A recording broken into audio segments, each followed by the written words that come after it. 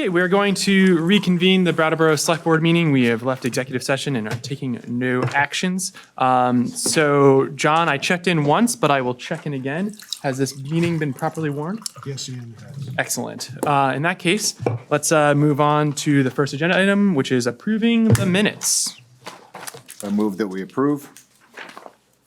Peter has made a motion to approve the minutes of July 25th, 2023. Any discussion, board? No. Seeing none. Any discussion from the public? Seeing none. All those in favor? Aye. Aye. That's going to carry 5-0. So move on to chair remarks. I have no remarks this evening. So on to agenda item 4, which is manager's comments. I'll turn it over to John. Thanks, Ian. Just two quick things tonight. First of all, we had a downtown safety fair last Tuesday at the Gibson-Aiken Gym.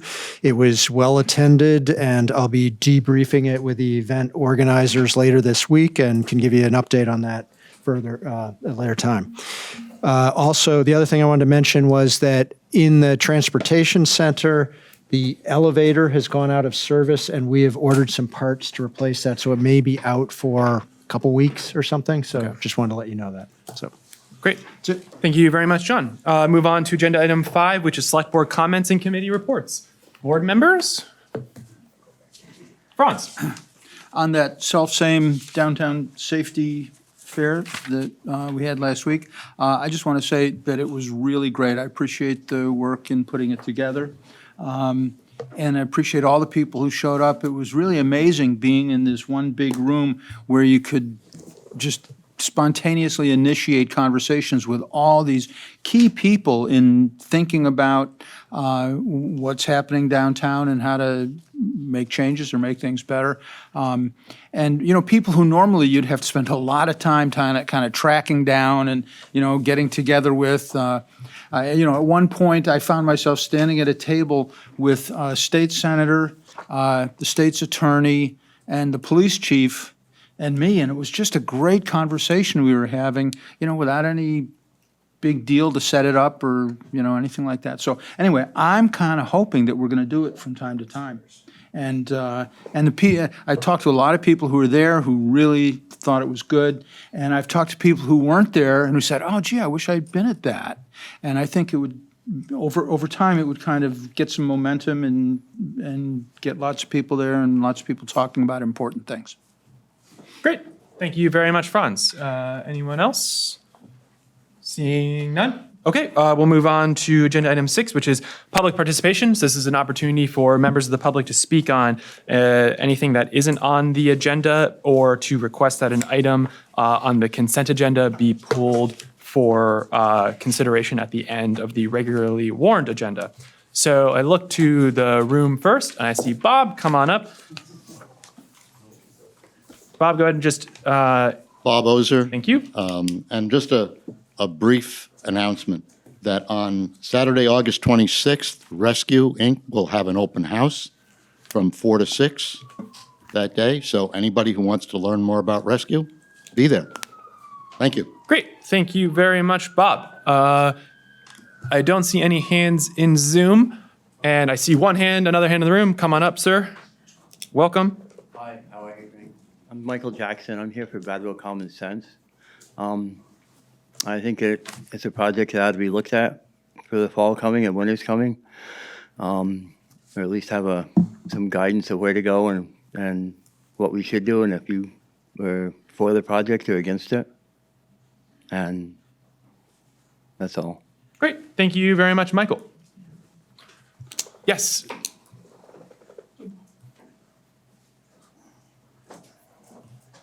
Dick DeGray, Brattleboro. Couple of things. Still on my quest to have cameras discussion here at this meeting. I keep asking about it. I hear nothing back.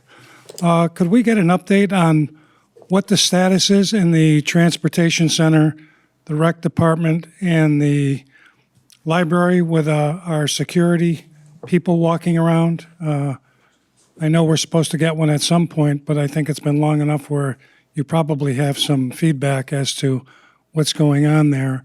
And third, I believe that there was a death on Flat Street on Thursday night. I haven't been able to track down if it was a possible suicide or an overdose or just somebody had a heart attack. If you could address that issue, thank you very much. Great. Thank you very much, Dick. Take them one at a time. Cameras in the transportation center. The cameras in the transportation center are, I think, very close to being completely installed. I hear they're very good, extremely good resolution, and yeah, they should be up and operational very soon, if not already. And I believe we have a plan to have a information brought back to the board regarding the private security at the transportation center / municipal buildings sometime in. Yeah, I think we had the placeholder for that in September sometime was when we were going to come back and report out on that. But Great. if anyone's interested, they're welcome to reach out to my office and we'll update. And I don't really know about the Flat Street. I have nothing to say about that. Probably an ongoing investigation, or I'm not sure. Yeah, I just have nothing to say about that. Okay. Yep. Great. I see one hand on Zoom. John? I got one hand on Zoom. If you want to raise your hand back up and I can recognize you afterward. Bruce?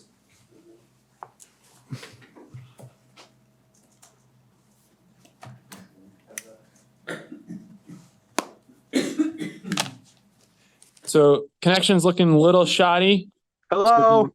Yep, we can hear you now.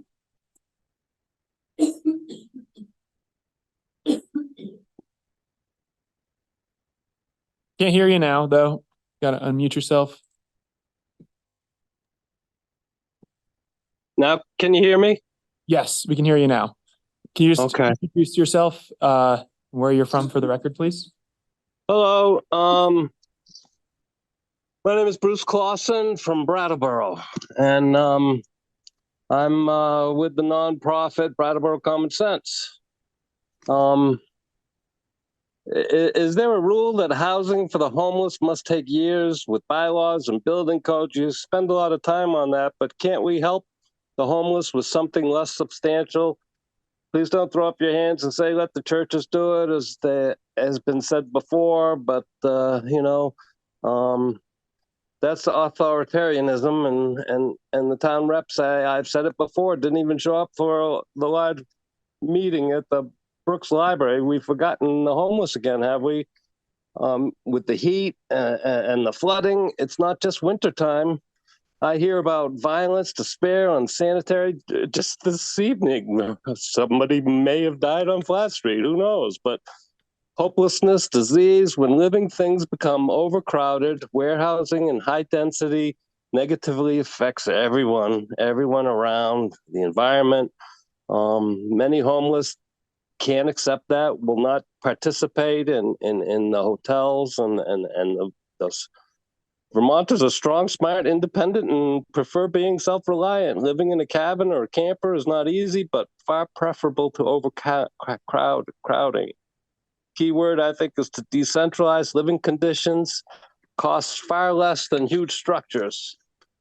Think of the bylaws and all that, and building structures, and takes years and years.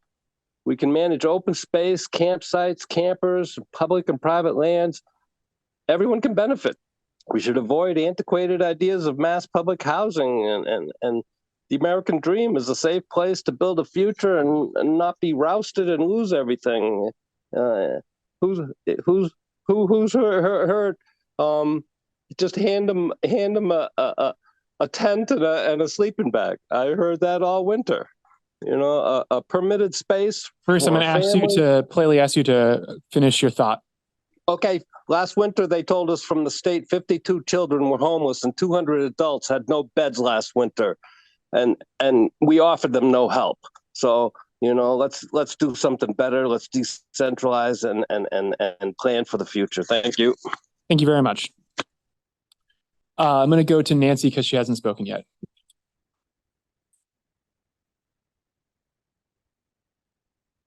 It's like Nancy Fish. Yeah. Oh, Nancy. You didn't say Nancy Fish. So I'm recognizing the person whose name is Nancy on Zoom currently who has their hand up. You. I don't have to start my video. Okay. Hi. Hi. Hello. So You can anyway, just recognize yourself. It's actually Paul Levitt. My wife is here though, Nancy. So Hi, Paul. hi. So you know me, I own the National and I also own Market Block. And I'm losing tenants left and right. And I have tenants complaining like crazy. Mocha Joe's windows have been broken twice. Bee's Nest had somebody OD in the bathroom and then she called an ambulance. A person came back a week later and started taking drugs in their bathroom again. I have tenants that are scared to use the parking lot. I have tenants that are scared to use the Harmony lot. And I have people trying to break leases on me now. They get accosted. I had somebody who was about to take an apartment to sign a lease over at Dan Unwin, who manages my buildings. And they refused to sign the lease because somebody was busy kicking a car and screaming at the people in the car for money. So this is what's going on. And it's impacting myself. It's impacting my tenants. And I have people who do not feel safe anymore. So I just want you to know what's going on. I can't believe that Brattleboro can't protect the downtown historic district where money comes into the town. And I know it's a big problem, but it's really impacting me like crazy. So that's where I'm at. Great. Thank you very much, Paul. We appreciate the perspective. And as we were just discussing the fair that we just had last week, I think this is an issue that is one of the select board's goals that was established in the spring. And we're working to try many different ways that we can begin to address this issue. And I think everyone on the board here recognizes how important that is, and that we're working on it. I know that's probably a frustrating answer to that, but please continue to come to these meetings, speak to the town manager so that we can know what's going on in the downtown. I think that perspective is really important to hear. I don't see any other hands in Zoom. Okay, so Dick, do you want to can we have just a very brief? I don't think I got an answer from the question that since we have security people walking around in here, the library, and the transportation center, an update as to has that quelled everything, or has that quelled the activity that's been going on in these three facilities? Is there still activity going on that people are calling and complaining about? So that's what I was looking for, an update on the three buildings. And if they are, in fact, walking around, I thought I heard the gentleman say that they would have their people actually walking up and down Main Street. So just an update on that. Yeah, and I think we can have an update for you in September on that. And as far as and we can also clarify exactly like what the contract is providing as far as where people are. Okay. If you want, I mean, I can offer up some information from the walk around that John, myself, and the assistant chief did, asking specific questions about the security at the parking garage.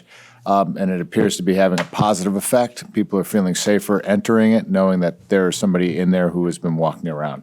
So, I mean, we got to about 10 to 11 businesses, and I would say a few of them offered that up on their own without even asking it, and probably another 3 had also made mention. Yeah. So if that helps. No, I appreciate that, Peter. And I hope that when we hear from the town on this in September, that we can have some data as well to sort of, because I would echo, I've heard that from some folks in town, but I would like to have some data behind that so that we can. Yeah, no, but just for just a quick blush at it, it seems to be having a positive effect. Okay, so I don't see any other hands. Okay, so we're gonna move on to agenda item 7, which is the consent agenda. John, you wanna give us a quick rundown? Sure.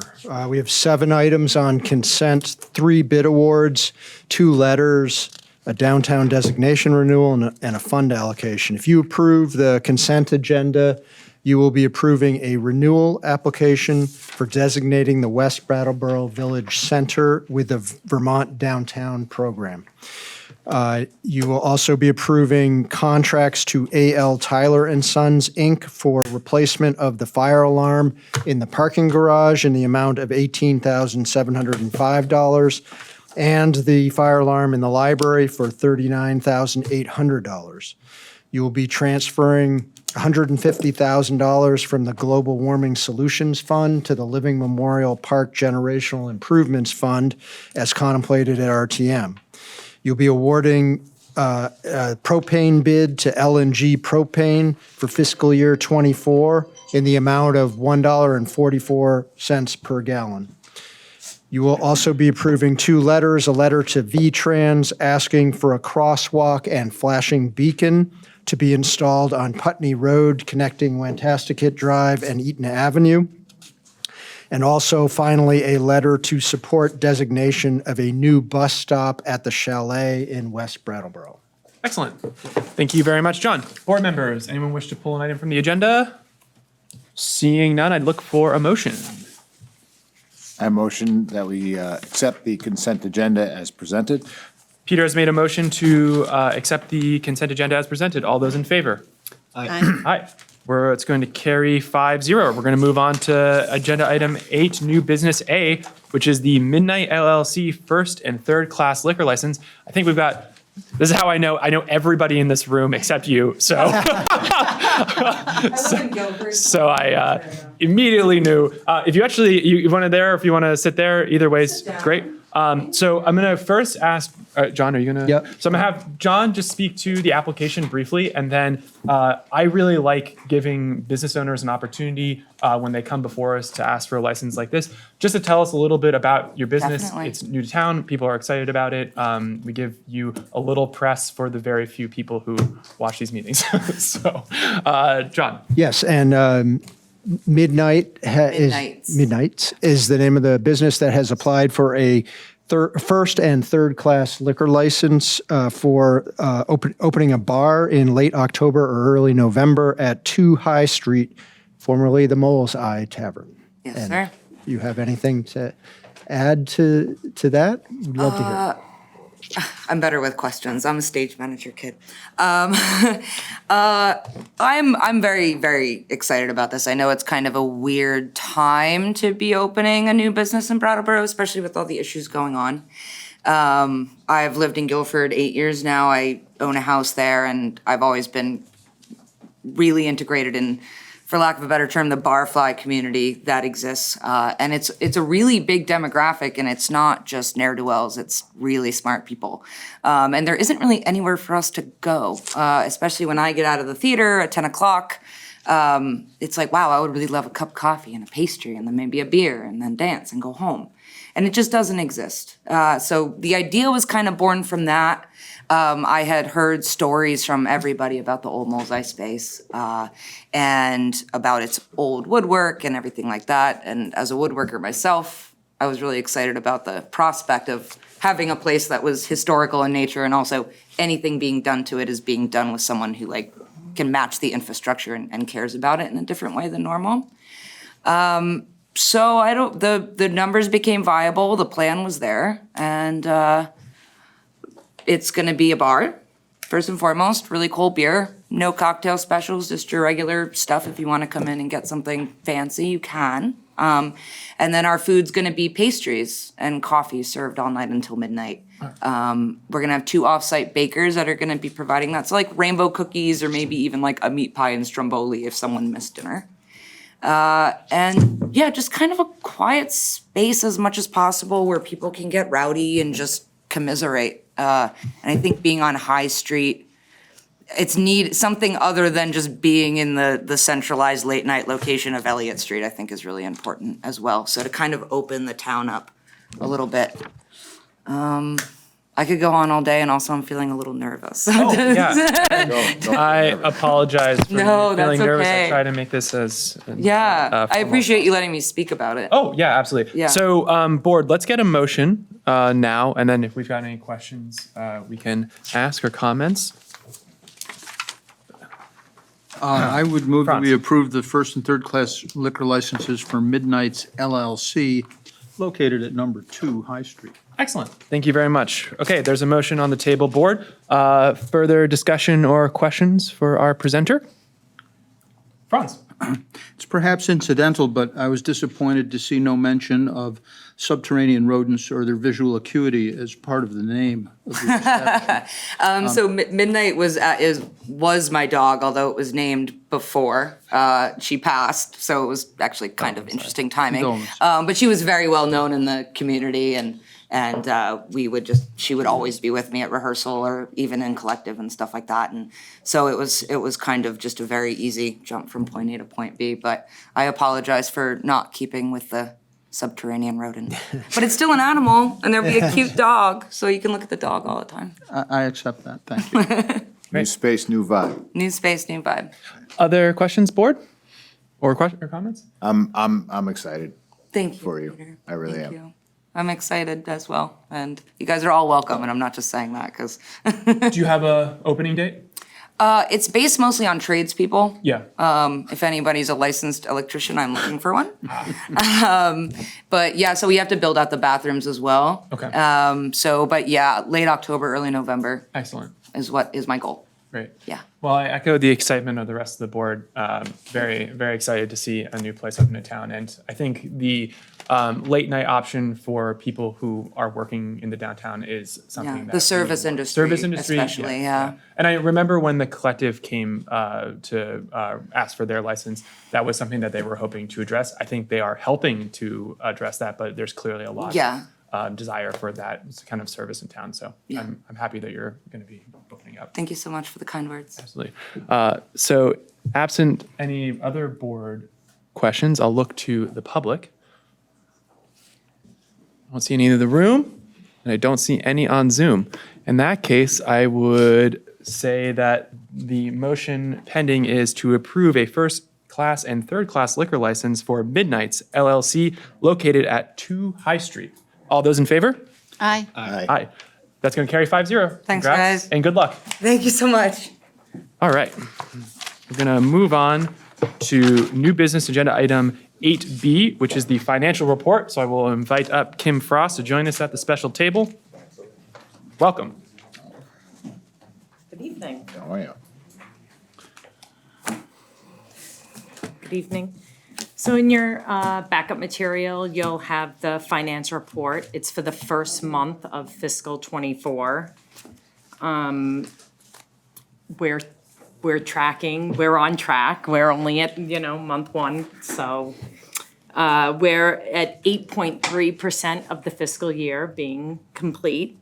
The general fund is tracking at 5.7% of the annual budget.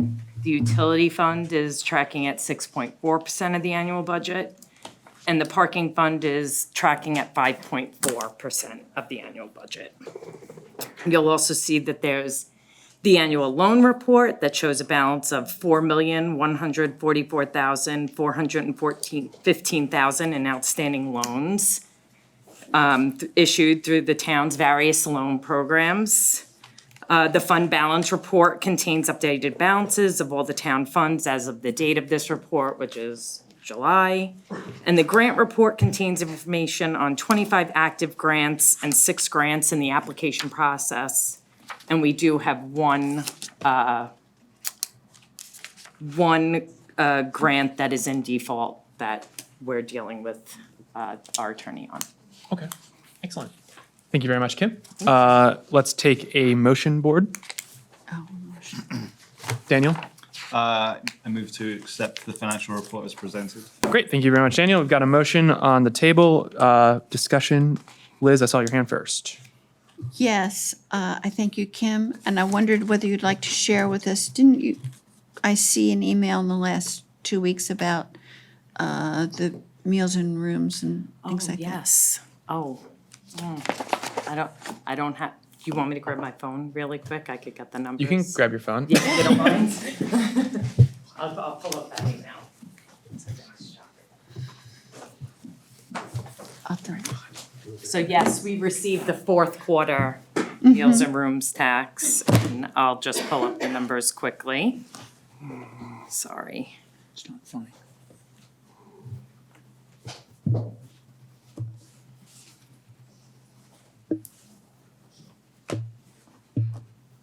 Okay.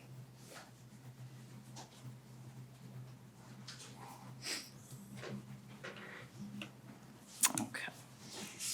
So for quarter four, the sales tax, we received $265,051, which brought our total for the year for sales and use tax to $1,044,348, which was just about a little over 4% better than budget. And on the rooms and meals tax, quarter four, we got in $121,287.56, which brought our total for the year $484,045.21, which was 22% better than budget for the year.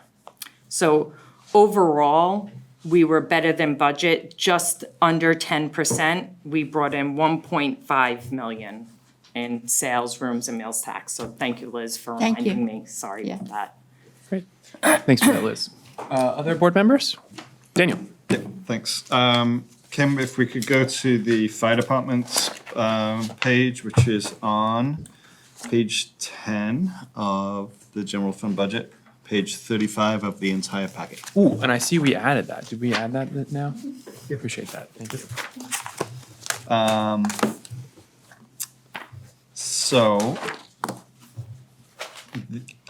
Yes, month one, so like there's nothing too surprising in any of this stuff, but we've been tracking the overtime expenses. I do also note that in the department report, Chief Howard wrote about overtime expenses and explained how they have come to be. We have $23,133 of overtime paid out so far, which is 21% of our budget for that line. I also note that, it's pretty, the operating expenses that we had for EMS, my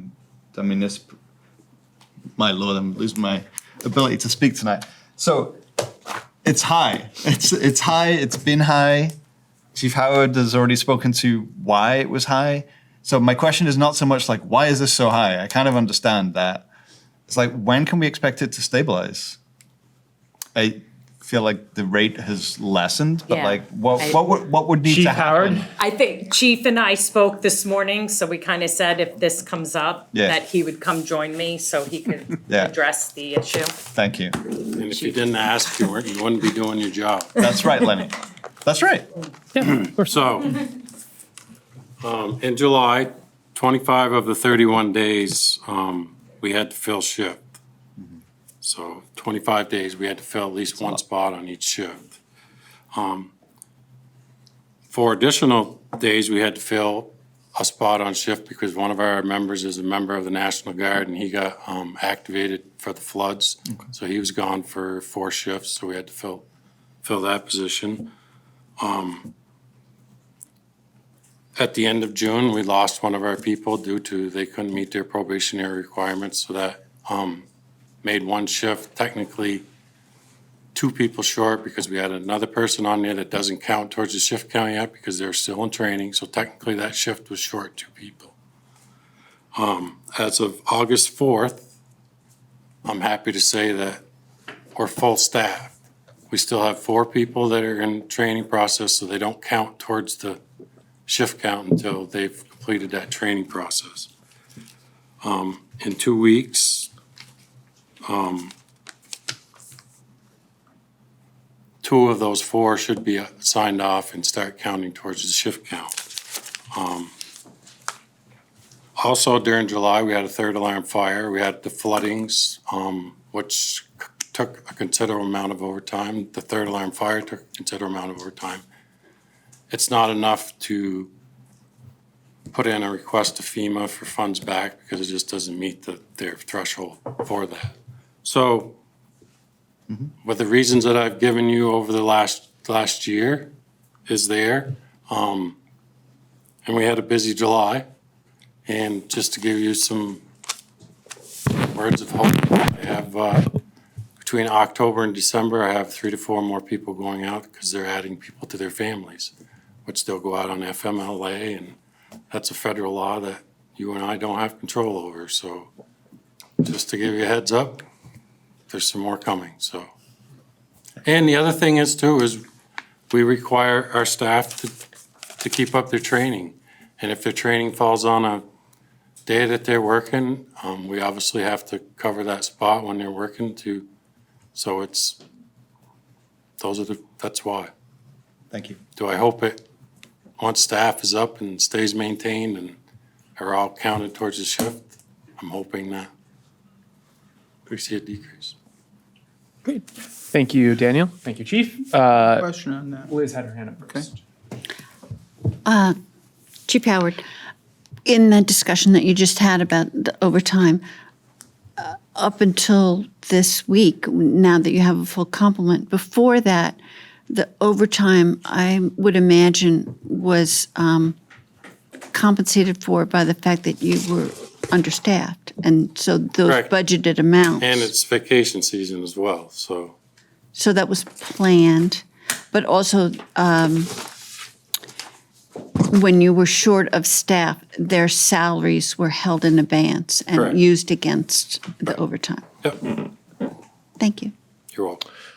Great. Franz? Yeah, Chief Howard, I am wondering about the training time that you just mentioned. And is there a balance of how much training takes place in-house as compared with sending people to other places to do their training?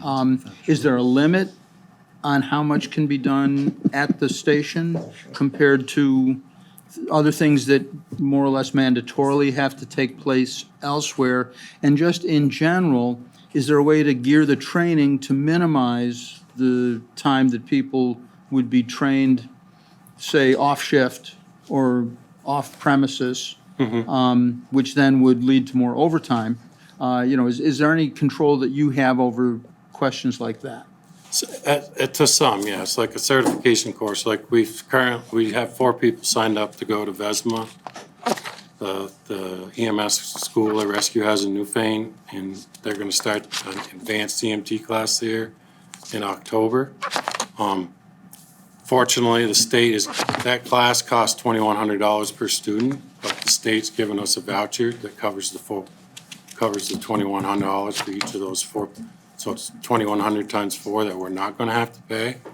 There will be the classes don't actually fall on somebody's shift every week, but it'll fall on one of their shifts. So yes, we would have to, depending if somebody's out sick or on vacation, we may not have to fill it, but if we do, we do.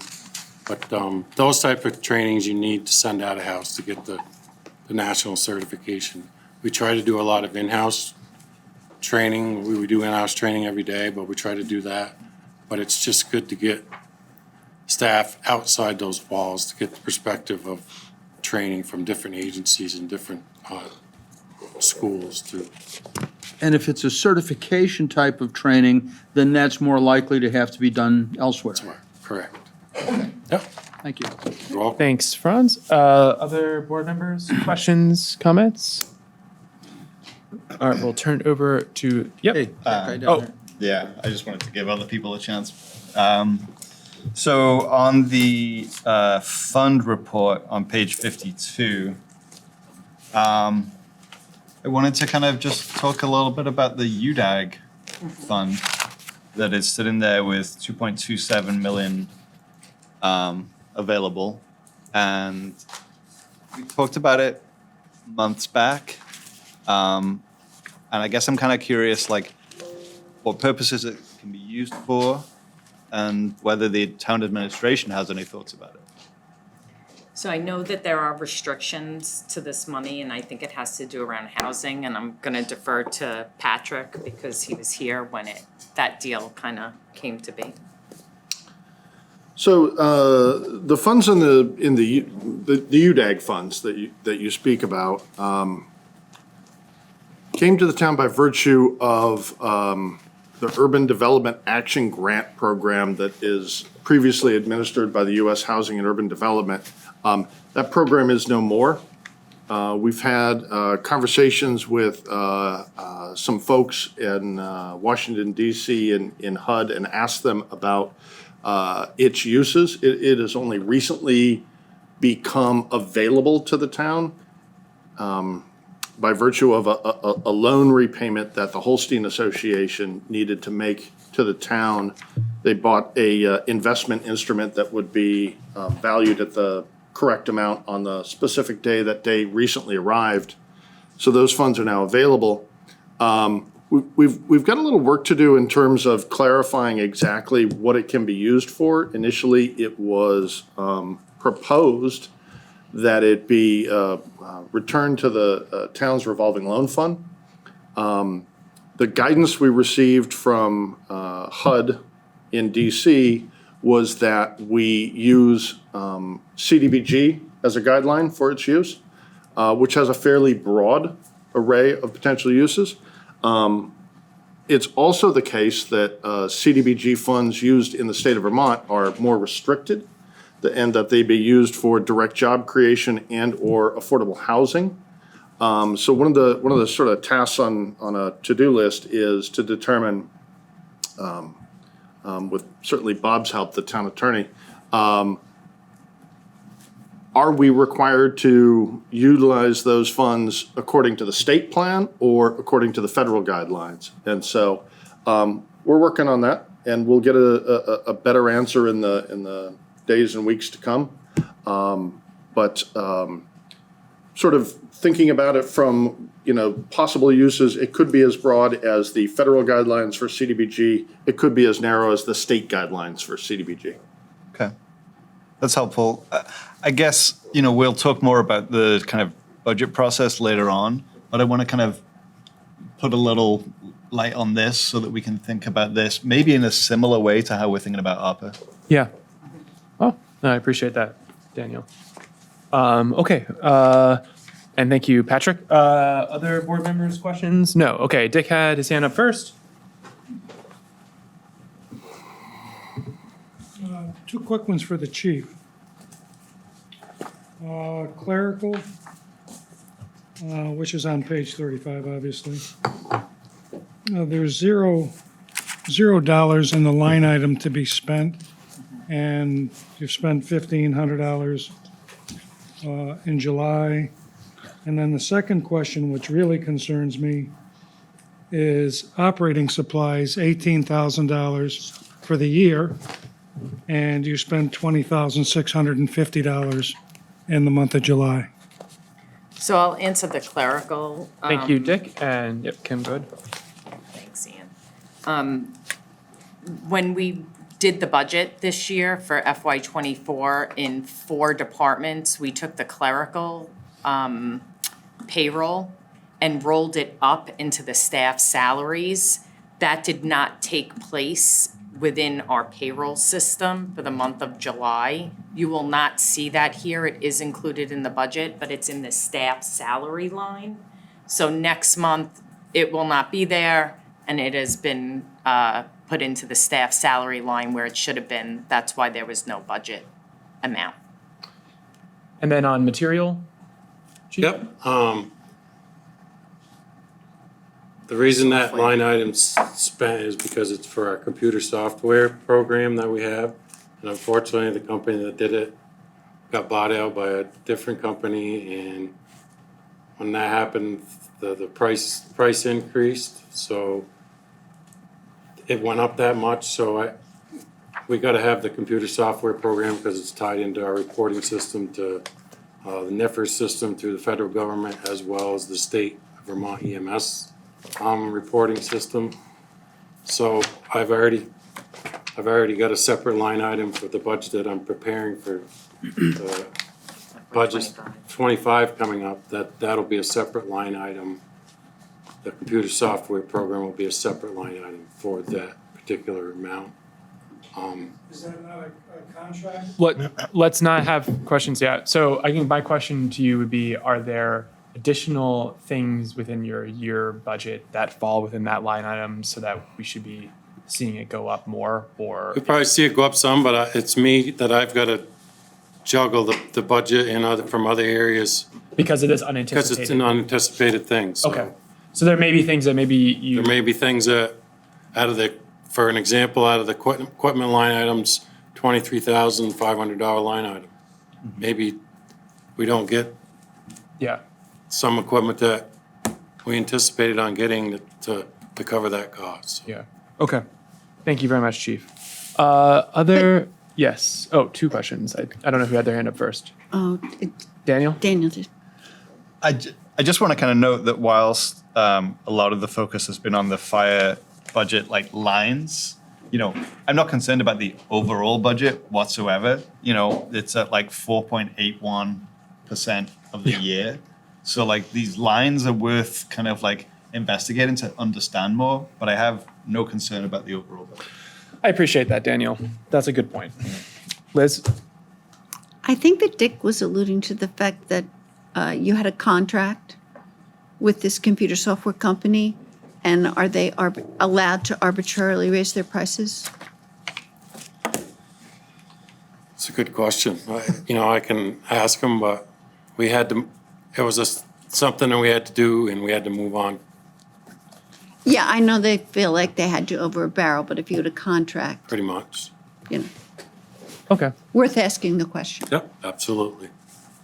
Bob? Bob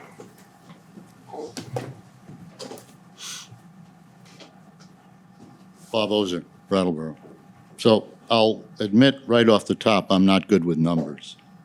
But I've been trying to keep track of some numbers for a while. And so if you look back to August of 2021, the fire department overtime was at 13.77%. So that's around the start of the fiscal year. Then if you look at July of 2022, the overtime was 27.86% over budget. And then today, in July of 2023, it's 21%.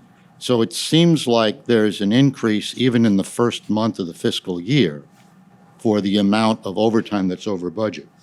And then we ended the fiscal year we just ended, we ended at over 270% over budget, of 270% over budget. So the fiscal year before that, in 2022, we ended at about 124% over budget, I believe. So it would be interesting to look at that in a graph to see how that's progressing, because it's good to have hope that things will get better, but it looks like the graph is going the other direction. Thank you, Bob.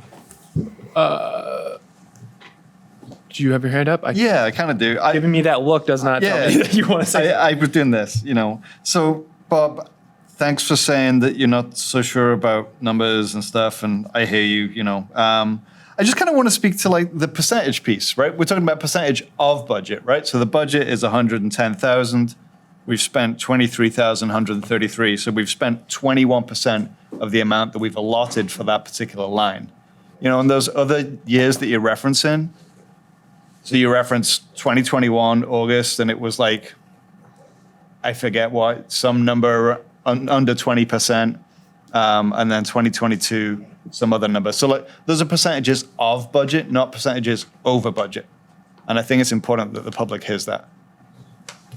John? Yeah, I would just like to add, too, that one of the reasons we hire good managers like Chief Howard is to manage to the bottom line for the fire department budget. He needs to balance things all over that, all over those line items, and I feel like he does a good job, and I appreciate it. Great. Okay, I don't see any other hands in the room, and I don't see any other hands in Zoom. So board, any last questions or comments for Kim? Seeing none, we have a pending motion to accept the financial report as presented. All those in favor? Aye. Aye. That is going to carry 5-0. Thank you very much, Kim. Really appreciate it. We look forward to seeing you next month. All right, we're going to move on to new business item agenda 8C, which is the EMS update. And I welcome back to the table Chief Howard and AC Kira. Welcome to the table for the first time this evening. Am I just passing you right over? Yes. Okay. Welcome, and we'll hear from you. Well, thank you. It's always nice to provide the EMS update. I think it provides a good insight into the walls and the EMS operations of BFD. So we're happy to do it. So, what I would ask is that if you guys don't mind, this report will include July. But if you don't mind, I'd like to just clarify some things that happened on August 10th. We had an influx in calls, and there's a lot of things on social media that were just inaccurate. And I'd like to maybe clarify some of that. During the month of July, the Brattleboro Fire Department responded to 367 calls of service. Of those 367 calls, 239 required a response with an ambulance. In more detail, 269, sorry. In more detail, 239 calls were rescue emergency medical service calls, 38 false alarms, 31 good intent calls, 30 service calls, 19 hazardous conditions, and 1 fire call. During the month of July, our EMS system again was taxed. We were challenged when Vermont had significant rainfall on the week of July 10th. We were fortunate in southern Vermont, and in Brattleboro in particular, as compared to the rest of the state, in our neighboring communities such as Cheshire County and Franklin County that were hit pretty hard. This put a challenge into our mutual aid system. But on July 10th, we were taxed in terms of the EMS we responded to 21 calls of service that day. Everything from medical calls to evacuations to the structure fire that I mentioned. And during that structure fire, 1 call was answered by Cheshire County Ambulance. They were covering our community while we were operating at that structure fire. All calls were answered in a timely manner and with appropriate personnel.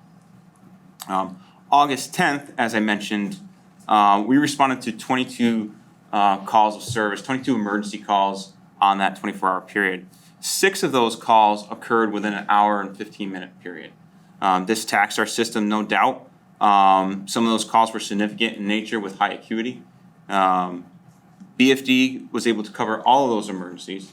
Cheshire County Ambulance was started in mutual aid to cover one of those emergencies, but was diverted shortly after their dispatch to respond to station coverage as an ambulance became available within our community. All of those calls, just like on July 10th, August 10th, all of those calls were answered in a timely manner and with the appropriate personnel. Dr. Storen continues to be active in our quality assurance, quality improvement areas with random incidents and calls with high acuity. On July 24th, Dr. Storen provided us an in-person training with both BFD providers and Golden Cross providers to discuss the clinical outcomes and patient care provided in QI of those emergencies. Now, after our last EMS conversation, we talked about what information I would provide, kind of coinciding side by side from previous reports to this report. So I'm not sure I covered that, but I hope I did to your guys' satisfaction. So what I'll do is moving forward, July 1 fiscal year 25 or 20 this fiscal year. We'll start fresh with the statistics and all of the data from July 1 moving forward. What I would remind folks in the public is that all of those previous reports that have been submitted, not to kind of saturate an EMS report with information that just doesn't need to be there or specific to a specific question. All that information can be found on the town website, on the administrative reports to the select board. And if that boggles you down, please just call the office and we will get you that information. We will get you those reports in a timely fashion, so. But the data starting from July 1 to July 31st, we responded to a total of 269 EMS calls. The average time of the call was 25 minutes and 18 seconds. The need for 2 ambulances was 55. The need for 3 ambulances was 6. The need for mutual aid was 1. We transported 174 patients. The average response time was 4 minutes and 15 seconds. On the 80th percentile, we were 6 minutes and 24 seconds. On the 90th percentile, 7 minutes and 48 seconds. And on the 90th percentile, emergency response time, it was 6 minutes flat. Golden Cross invoiced out $80,441.80, and they received a collection of $62,688.77. That concludes my report. Great. Thank you very much, AC Kier, for the report. Board, let's have a motion. Yes, we do take a motion. We have every single time on this. I move to accept the EMS update as presented. Daniel's made a motion. And I would like to speak to it. And that is your right as the person who made the motion. So Daniel, go right ahead. Thanks. Assistant Chief Kier, thank you for your report. And it is appreciated, and I appreciate the description of those 2 really tough days. And I'm sure that the staff did great, and I'm sure that they appreciated some time off not so long after that. I think it's kind of interesting to know that, like, as we roll into a second year where we're looking at this data on a monthly basis, there's always little wrinkles here or there, but now that we've seen this data for long enough, here we are in month 1 of this year, and 2 ambulances were needed around about 20% of the time. 3 ambulances around about 2%. And if you look at the previous month's report for the whole previous year, that's about right. And I was looking at some other data from before we were doing this with Golden Cross, and it was around about that as well. So things fluctuate when we look on a particular day and what have you, but you pull back enough and it's okay. So 2 ambulances with a 3rd ambulance in reserve, serving our community pretty well. I know that the staff are doing a great job, and I know that you guys are leading them well. So I just want to kind of point that out. Sometimes with this data, it's good to step back a little bit. My personal preference would be some kind of comparison, either a percentage change, to the same period last year. But I also know that, we could see a 25% increase in calls for July. And I would imagine that over the period of 12 months, it'll probably even out to something similar in total to what we had the previous year. But, that's my data preference. If the select board wishes, it'd be very easy to compare July to July, August to August. I can put that on that report. It's very easy to do. Why not? Do I see some head nods on that one? One other head nod? Yes, Only we got because 3 it's head nods. easy. Yes. So we'll see moving forward sort of the yearly comparison to last year and this year on the same month. Yeah, excellent. Thank you very much, Daniel. Other board members? Oh, Chief? I just wanted to answer one question. I think it was Dick that had it last time on the revenue side of it. Like you asked, how long does it take to collect the total revenue? And I reached out to Dale from Golden Cross, and he told me it'll take 3 to 6 months before he actually knows his total from this past year that's gone by. I checked with him. I also checked with a third-party billing vendor that does third-party billing. They told me that the same thing. I also checked with a vendor that we talked about, their software that we used for potentially doing in-house billing. They gave me the same information as well. So I just wanted to get back to you on, that's the answer I got from 3 different folks. So when we get called, What? I have a question. Yeah. Okay. Other board members, questions, comments for AC here or Chief Howard on the EMS update?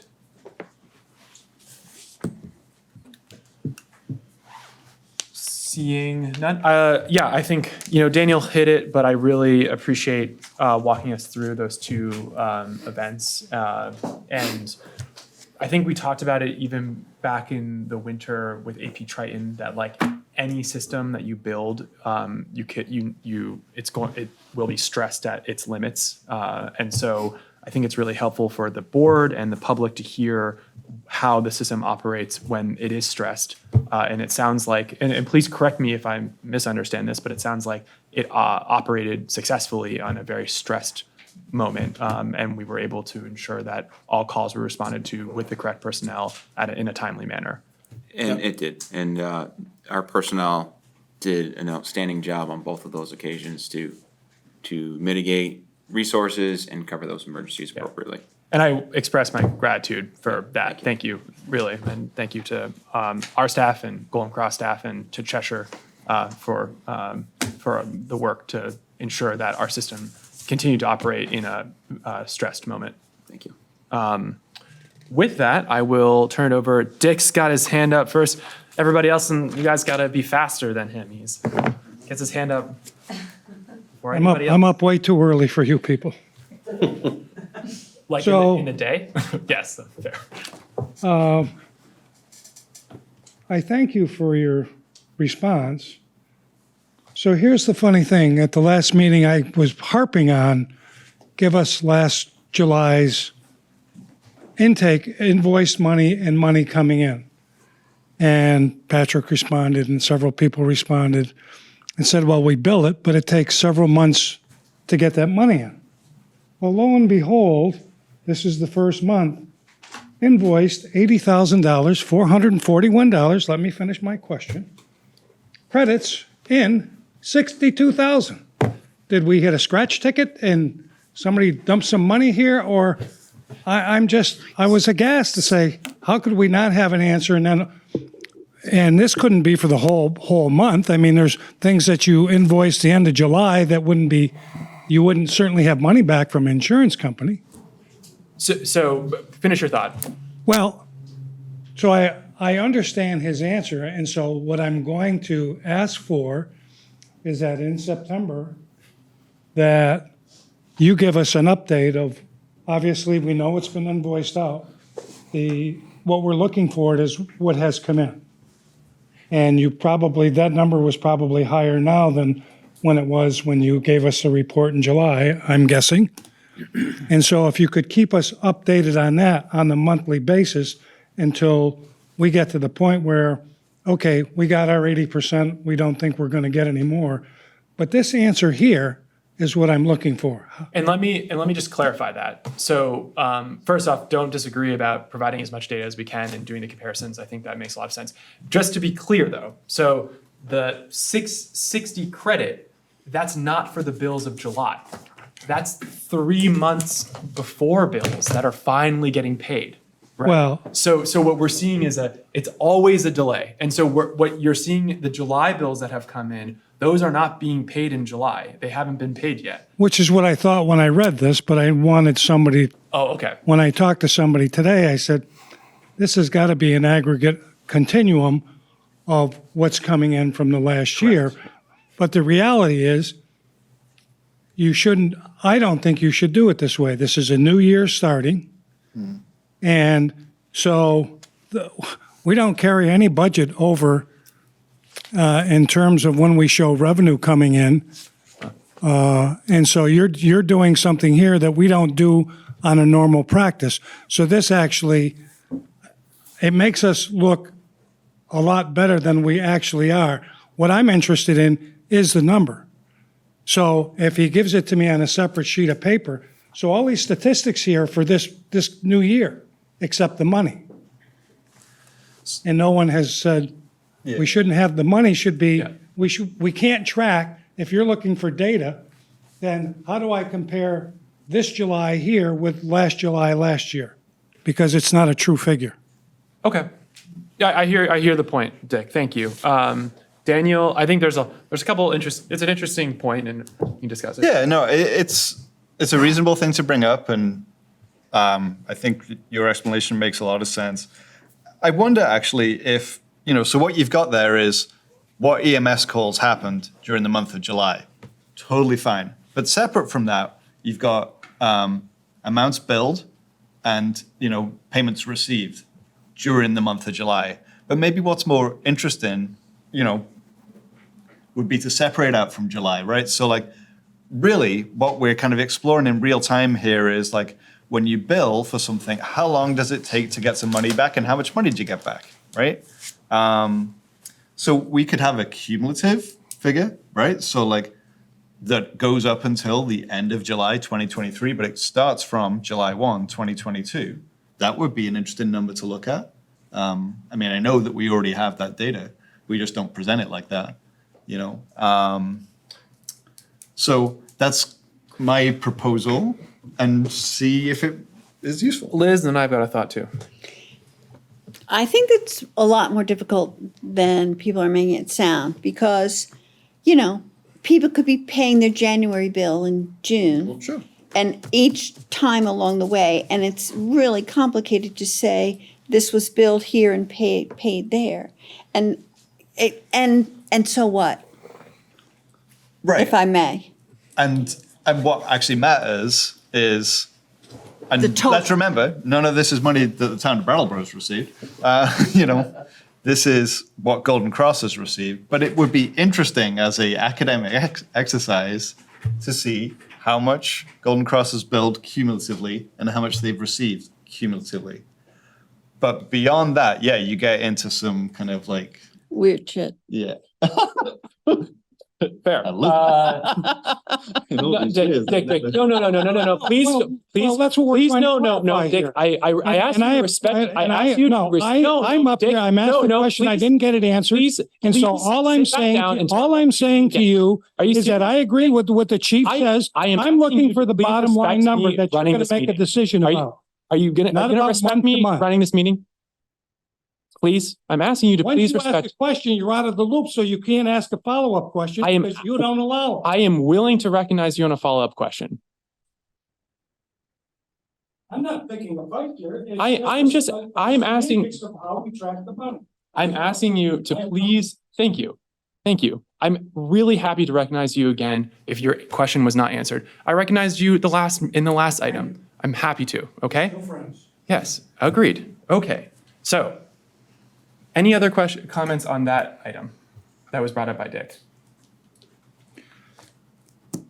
Yes. Well, it's relevant to the discussion. I wonder if there's a reasonable way to present the data in a spreadsheet form where we could go back and ourselves look at, I'm really interested in what happened over this 6-month period, and, I can add up the columns and, I don't have to talk to you guys every time I have a question about how the money's coming in. I don't know if that's a practical suggestion or not, but if there was a way to make the data more available, then, we can do it ourselves. That's all. Go ahead. I'm happy to present the information in any way the select board directs me to. I think that's pretty clear, and to no disrespect to Dick, he asks a lot of questions, and sometimes I take my directives from the select board, so I want to be that clear there. But I can present the information in a lot of different ways, and it can be perceived in a lot of different ways. I can give you a month-to-month income billed, income received. What will be a challenge from conversations with Dale, he's a business, he doesn't run on a fiscal year. He runs on a calendar year. And so separating that year out and then kind of referencing what Liz was referring to, some of those payments don't come in 3, 4, 5, 6 months. And a lot of that has to do with billing, the different means of acquiring that money. Whatever the select board chooses to do, I will ask Dale for any type of help he can give me on this, or I can present the monthly stuff as I have. I can include as much information or as little information as you guys give me would like. Liz. I think the only thing that makes sense is to do cumulatively billed, cumulatively received, and people can make of that what they wish. I think the only other question would be, could you go back to Dale and ask him, hey, can you figure out how much was paid, billed from July 2022? Like out of all of the months, maybe it took even someone 6 months to pay something from July of 2022. But do your records, do you keep your records in a way that you could sort of show us now, because that's over a year from when it was billed, maybe that now captures the full amount of what was billed. Can you show us like how much of that was paid? Yep, I will. I think that would be an interesting. As an example. As an example, and if he can come back and say that is very easy for us to pull based on our system, great. If he comes back and says that is too much to ask for, he's been very generous with his time already. Also a fair answer, but we would then know. I guess if I can just, my understanding of billing, and if I'm misunderstanding the point we're trying to make here, is if something got invoiced in January on invoice 001, and it didn't get paid until June, we would know that this check came in for this invoice. Yeah? Does that make sense? It's really hard to do that. It's not. No. I mean, I can tell you in the industry in which I work, that's exactly how we track it. And we are not doing anything anywhere near as complicated. So Can I, so give me kind of an example of some of the EMS billing that takes place. So when you bill for an EMS emergency, EMS transport, for example, depending on the insurance that that person has, a lot of things can take place. Right away, that insurance company can pay the entirety of the bill, or they can say, we'll pay up to the copay. The copay is then responsible for the person. The person is then responsible for the rest of that bill. Now, some insurance companies will also, there's an urgency to get the bill out, because sometimes that deductible needs to be met before the bill is paid, or the deductible is then met after the overall coverage is cared for. So sometimes that insurance company will receive the hospital bill first, and not the EMS transport bill, and they will pay the entirety of that hospital bill, while the transport bill is left in limbo as a copay. Other times, that same example can happen where the insurance company will then pay the individual the remaining of the transport, or that remaining bit, with the responsibility of the individual to then pay the transport provider. So that individual could pay that bill, as most people do, or they could buy a large screen TV and then forget that they owed money there. So there's a little bit of chasing that goes around towards retrieving that money, and it comes from a lot of different resources. okay, I think that gives me a better understanding, because we're dealing with a lot of partially paid invoices here. Yeah. Yeah, okay, that's fair. Daniel. I just want to put a plug in for cumulative. I would question why we're doing this, right? And I think why we would be doing this is because we're kind of curious about, how much money of a bill can we reasonably expect to return? And we're actually really looking at this as a proxy for understanding our own kind of like revenue projections, and see whether they make sense, see whether they actually match up with what's really happened. And I would remind us that like the town's revenue projections are based on a particular methodology. Golden Cross does not use that same methodology, so there will be differences. But if we have cumulative, at least it's something you can work with, and you can be like, oh yeah, look, 65% of what was billed has been paid. That's interesting. But I think once you get to that point, there's not much further you can go with it. Other on that? Yes, Chief. I just want to publicly thank Golden Cross for their willingness to share this information, because we've asked for this information in the past and have been refused to get the information. So over the last year and a month, we've gained a lot of knowledge and information, and I thank Dale for his willingness to do that. I think it's important that the people know that, and that he's thanked for doing so. Appreciate that point, Chief. So I think are we landing on having a cumulative Sure. Of this present in the future? Can I get 3 head nods and at least asking, but also on asking Dale about could he sort of give us a July 2022, how much has actually been paid from that month of billed items now that it's been a year? Is that? I think it'd be a great number. Is that, do I have head nod on that? Yeah. Kinda. Well, you have a couple, but Yeah. just in the same way that not every month is the same. So how people chose to pay the bills in July 22. Well, I will only not be, picked it because it's the furthest away. yeah. So it has the most time, so we have the You best could time. even ask for a representative month Yeah. and see what they come up with. Or you could pick a month at random. Yeah. I So, think it's easier to understand if we compare a July to a July, though. yeah, okay. So I think we've got 3 head nods to add that, ask that question as well. Okay, Ken's had his hand up for a while.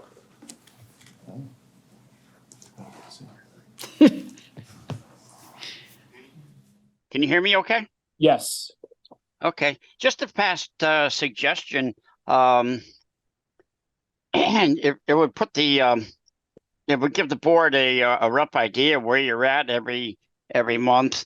You know what, when you get a bill from anybody, at the bottom of the bill, usually it shows current due, 30 days, 60 days, 90 days, 180. What would be the possibilities of having the data presented to you so that you knew what was 30 days old, 60 days old, 90 days old? It would give the board some general idea of what's going on. That's all I was going to say. Great, thank you very much, Ken. Yeah, so I guess that would be a different way that they could look at sort of presenting the back due money for the 3-month lag. How far back is it due? I don't know if that would be something, maybe you could see if Dale has that kind of data. I think it really depends on how they keep it for how he could even assess some of this stuff, so. We will ask him, Ian, and I think maybe it may be wise of us to bring Dale to either our next meeting so he can explain it Yeah, even more thorough, so. yeah, it's a good idea.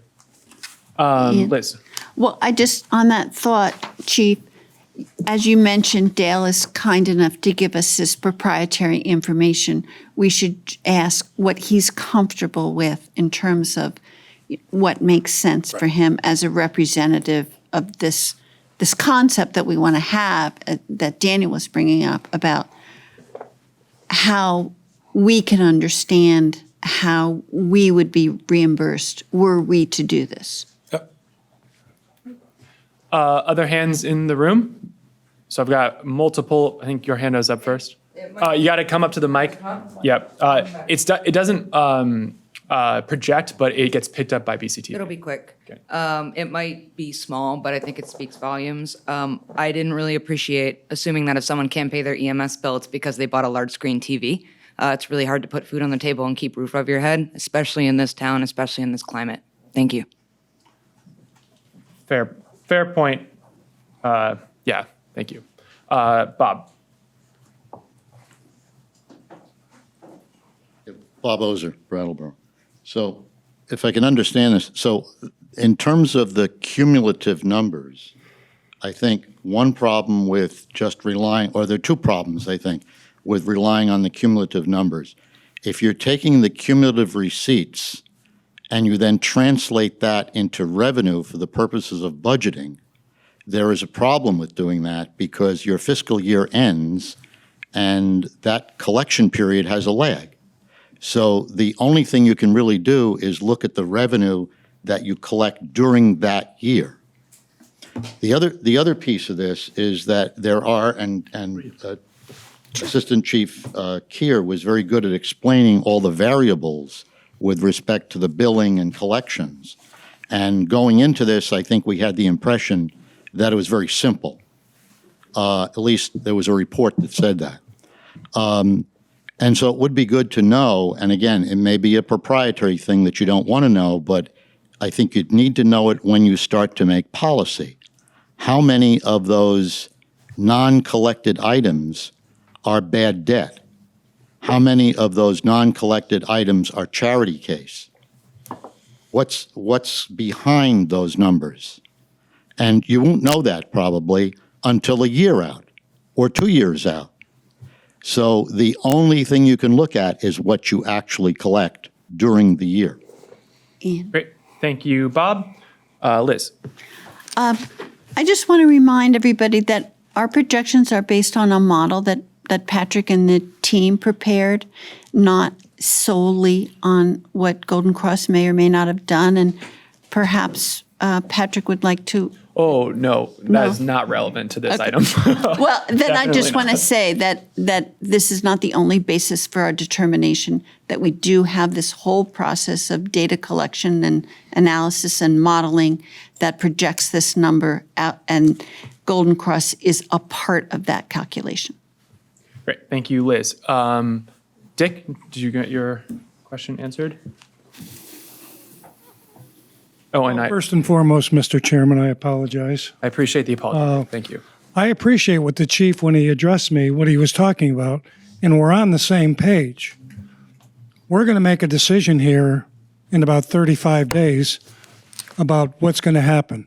And revenue, I believe, for me, is a big portion of what this decision is all about. I've been about that from day one. I've always said that the quality of service is equal between the three providers. And so when all I'm looking for from Fire at the next time they talk is we invoiced over $1 million, if I remember correctly, at the last meeting, correct? And I think we had brought in $637,000, which we were running about 60%. And so what I'm looking for is how is that total going? So if they took that number that was in here and you invoiced X, but you showed new revenue for the new year as 10,000 or whatever that number was for this year, but the other old revenue gets applied to, it does get applied back to when the bill was invoiced. It doesn't get carried over. So we're all on the same page. All I want to know is where we stand from what we billed July 1, 2022 to what we billed, what was the last, June 30th of 2023. That's all I want to know is what that total is. And so when you get to the meeting next month, we're not, by what you said, we're not going to have that total figure. Because it might take 3 months, 4 months to get the money that we're owed. And like Mr. Kerr was saying, there's a lot of variables that go into that. And that's going to be policy decisions that you're going to have to discuss as to, do we send this out to collections? What do we do here? Those are big, big discussions in front of you when you go to make this decision about bad debt or, non-payment or whatever the case may be, because that's going to play a huge role, I think, in what happens with the town. So this isn't you wrong or I'm right. This is about, let's get as close to the right number that we have invoiced. And with the data, I have a store on Main Street, and I can look at this past July, and go back a year and look at July and go, well, we're up 3%, down 3%. Did it rain 6 days? Was it really hot that people didn't come out? So the data is good, but then you got to start looking further into the data to say, okay, was there a variable why we were up or why we were down so much? So I appreciate all the data, and I appreciate all the work that everybody's putting in. As you and I talked at the meeting, it's a process. Yeah. And certainly sometimes people's nerves get a little frayed. And so again, I apologize to you. Thank you very much, Dick. Yeah, and I think taking from that, maybe another question to ask Dale would be, could we just get sort of like the total number billed in our contractual year from last contract and just have that number raising until basically he's collected as much as he can from those bills? That actually might be the most helpful number. Is my question make sense? Or my sort of thought? Kinda. Yeah. May I? Yes.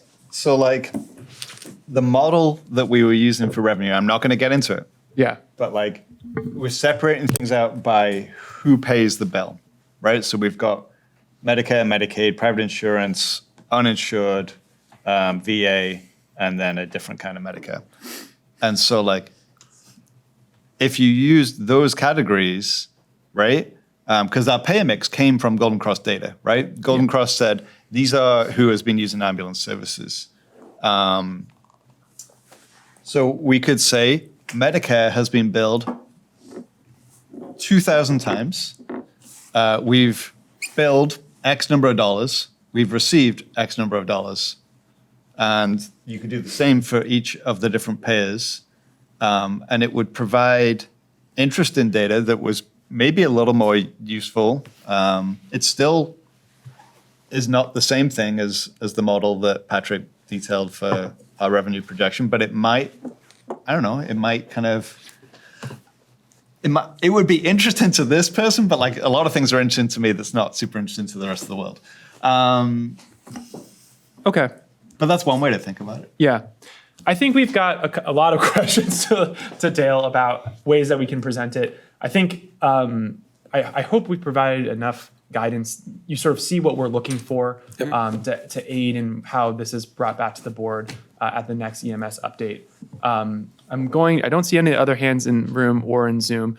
Okay, Bob. And then I am really conscious of the time. Okay, Bob Ozer. I actually have the question that I came here with tonight. So everything else was just happened on the way. So last time we were here, I asked a question on July 25th. And it was about the media reports had that since June of 2022, 16 staffers departed from the fire department. And of those who quit, 11 had been hired just days, weeks, or months before their departures.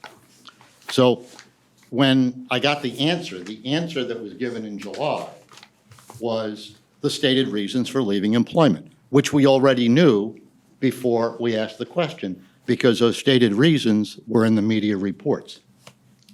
So that really wasn't the question. The question was, what happened at the exit interviews? De-identified exit interviews, because there are enough people here who left that we wouldn't know who said what. But what was the candid conversation? What was the reason behind the reason for leaving? Because if I'm going to leave employment, I may tell you I'm going for another job. Because what should I tell you, right? But if you really want to know why I left, you're going to have to ask me. So was there an exit interview? And were people asked, why did they really leave? And so there's a follow-up question to that, which is if they weren't asked, why weren't they asked? And why do you want to ask the question, and why is it important? Well, in some discussion that was had this week, someone gave me a link to an October 22 study showing worsening turnover in EMS service jobs.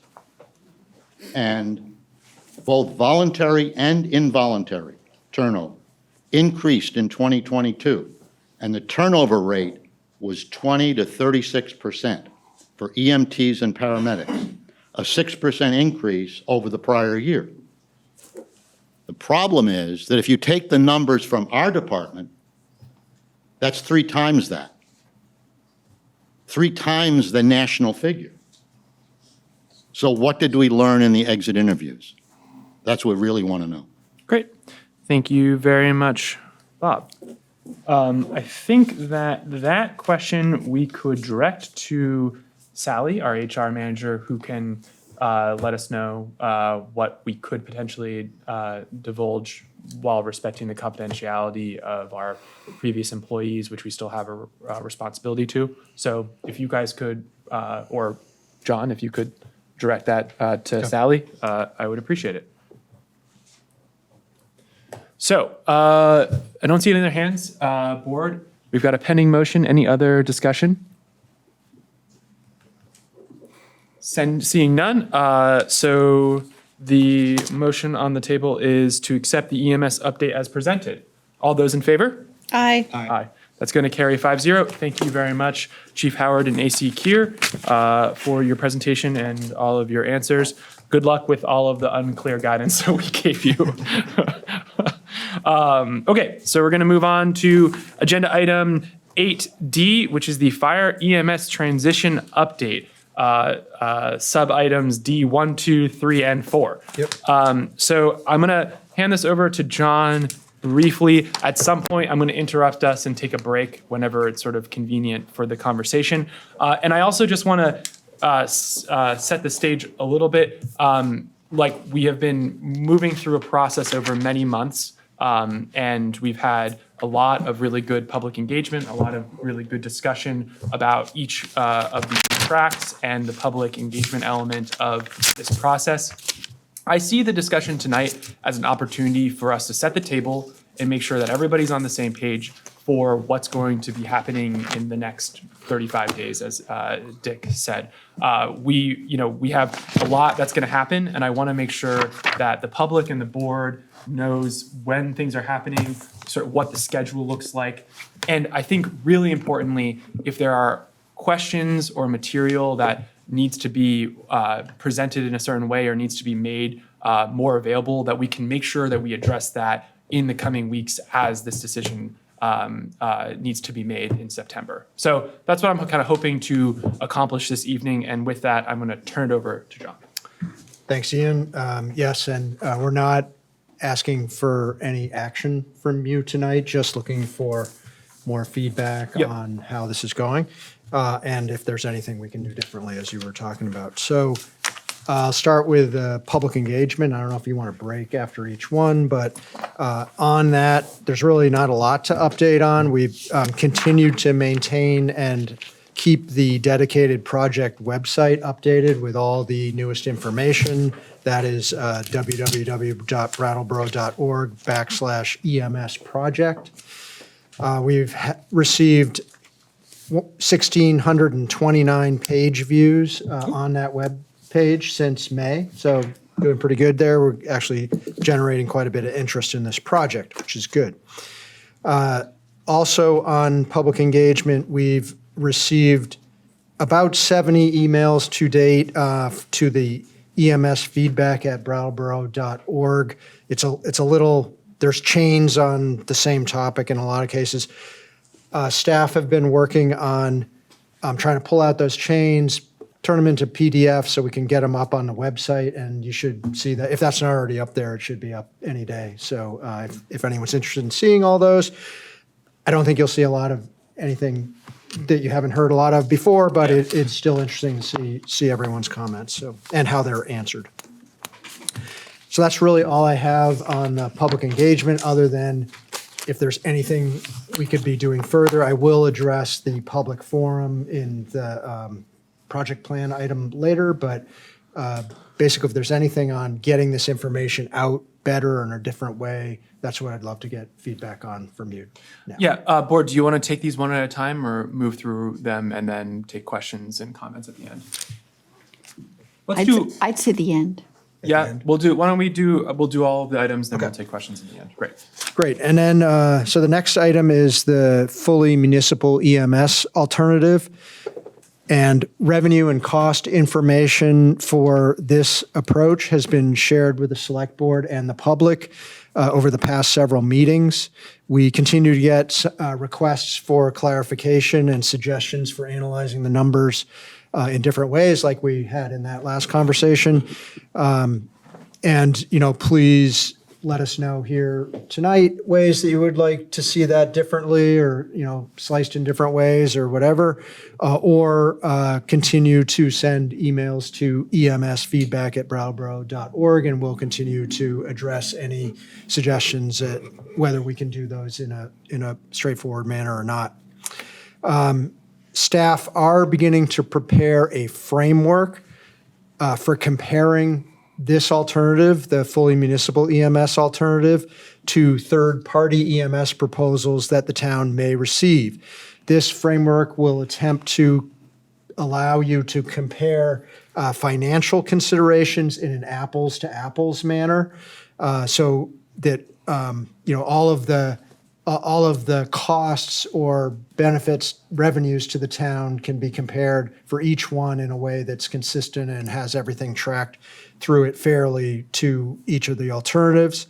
We also, in this framework, will be addressing intangibles, things around risk, things around customer satisfaction, procurement overhead, town staff integration, billing rate policy, collection policy, all those types of things, like which of these different approaches may be better or worse for those different considerations. A factor in this comparison will also be the town's ability to maintain a Fire-EMS effective response force, which the Select Board has discussed several times. The town needs adequate numbers of firefighters to safely respond to a large fire event and must balance that with the resources available, what the town would like to see for emergency response under the various different models, and what taxpayers can afford. So that will all be part of this analysis going into the consideration of the fully municipal EMS alternative.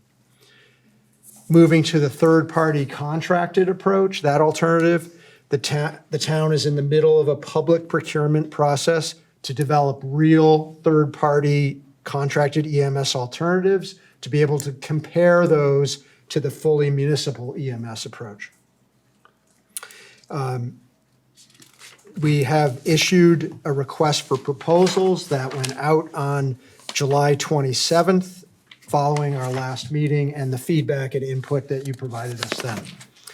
A copy of that RFP was mailed directly to all of the known potential proposers that we had at that time, including those that responded to the earlier request for information. Questions on the RFP were due this afternoon, and we received 2 sets of questions from interested parties, and we will be answering those and posting those questions and the answers on the website for everyone to see in the next few days. Proposals from third-party potential vendors are due on August 29th. And I think that's it on the third party. Then just an update on the project plan, the overall project plan. So that was approved by the Select Board on May 2nd, and I provided a copy of that plan that you approved in May and kind of what's been done so far and what is left to do, and that's in your backup materials on pages 71 and 72. The immediate next steps in the project plan are to receive the proposals, if any, from interested third-party EMS providers on August 29th. We plan to make that information public in your backup materials for the September 5th meeting, Select Board meeting, and also to be out in public and available for people to consider in time for the September 12th public forum. So that will be a big opportunity for engagement on this project. The public forum is tentatively scheduled for 6 p.m. at the Brooks Memorial Library.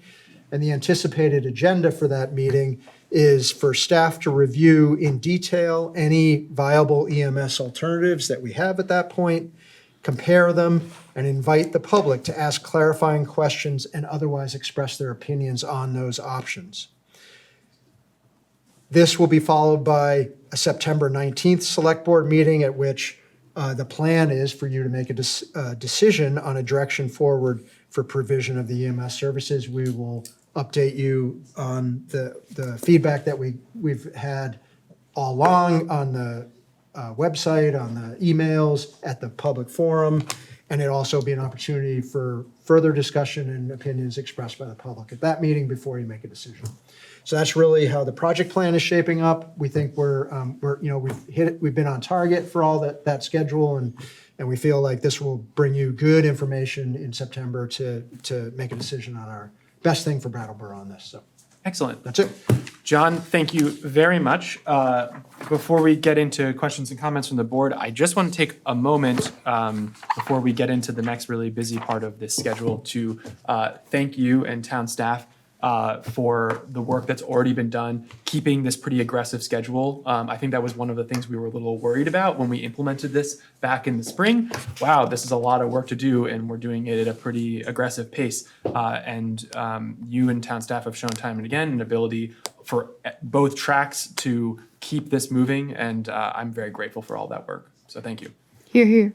Thank you. Okay, so so dates to really keep in mind: September 5th Select Board meeting, September 12th public forum at the library, September 19th. Those are the big dates to be thinking about for people on Zoom, people in the room, people interested in this really important decision for the town of Brattleboro. Board, questions, comments on John's presentation? There's no need for a motion as we're not approving anything this evening. Franz. Thank you, John. Thank you, Ian. So on the public engagement part, a lot of people gotten in touch with me, had questions or opinions and things. And I find that there's still the exact scope of the decision we're making is still not completely clear in people's minds. For example, people may favor one alternative or another and say so, not realizing that we don't even yet know exactly what our choices will be. The fact that we've received some questions in response to the RFP, that's, brand new news today, and is good. It's, it's an indicator of people who are interested enough, at least, to ask some questions. But, right up and, if you had asked me yesterday, I would have said I have no idea who's interested in putting in a proposal to provide EMS for the town, because nobody said so. And it's still, until we get the proposal itself, we don't know what our choices are going to be. 2 weeks from now, we will know. And so in an important way, that kicks off the process, because I keep coming up with all these questions and I bring them to somebody who's knowledgeable and they say, well, that's a really good question, but we don't know if we're going to have to make that decision or not, because we don't know who's going to give us a proposal. So, we could spin our wheels a lot on answering questions that in the end never really get asked. So that's one thing I think people need to understand, is we're still in this waiting period until the proposals arrive. Which makes, just makes it harder on us to say, oh yeah, I agree with what you're saying, or I don't agree with what you're saying, or responding to issues that come up. The other thing that I think is really important and is not clearly understood by everybody is what John just referred to as the effective response force. And what that really means is having enough firefighters to put out a fire, even if they're doing something else at a given moment. And what's that number? And how do we make sure those people are available? And as a subsidiary issue to that, well, what are they doing when they're not putting out a fire? How do we make use of their talents and abilities and presence in a good way?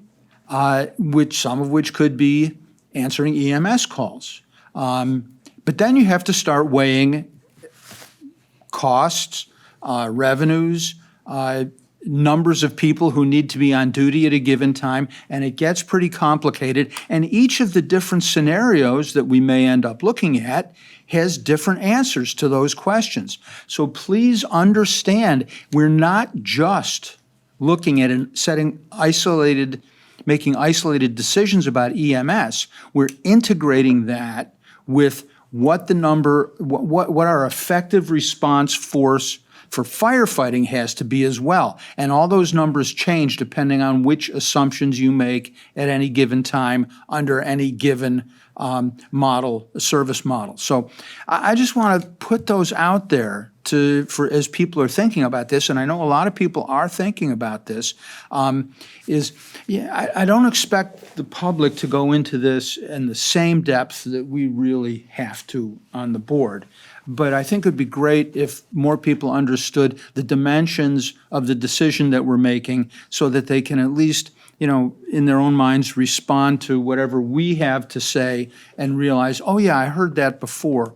That's going to, gee, how many firefighters are we going to have then?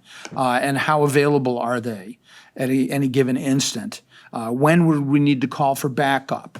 When would we need to call for mutual aid? Because all those things are coming into our thinking. So I just want to get them out there for the public to be thinking about too. Absolutely. Thank you very much, Franz. I really appreciate that clarification. Peter? Yeah, I think just to sort of kind of piggyback and maybe further delve into it, I know that Patrick and the staff have done a tremendous job of presenting in an ongoing fashion what it would look like if it were just based under a municipal umbrella, right? So we don't, again, just to kind of echo Franz's point, there's been full disclosure as to how it would be handled municipally, yet with this caveat of not knowing what else we're going to come into. So I think a lot of people, again, have made this assumption. I think I made this at the last select board meeting, that these are strictly still in the option phases and just for information only. And that's really where we sit. Absolutely. Yeah. And I think, as John spoke to, one of the things that we're going to put a lot of work into at the beginning of September is sort of building that graph, that structure to show all of the options once we have all the information. And I think that's the town's responsibility to try to make that as clear as possible so that people can understand what the decision that's being made, so that people can bring their input and have a real discussion about all of the different options. And it's a complex issue, so I hope that we can, with the public's help, work on getting sort of a presentation of all of that material in a way that's digestible and understandable for the board and for the public, so that we can ultimately make an informed decision.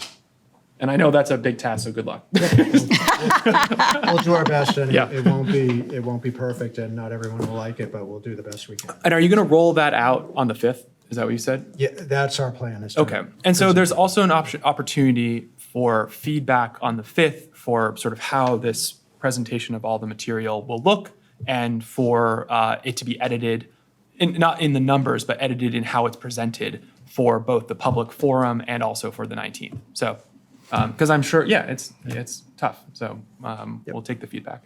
Other board members on, I've got two, but I'll, Liz, Daniel?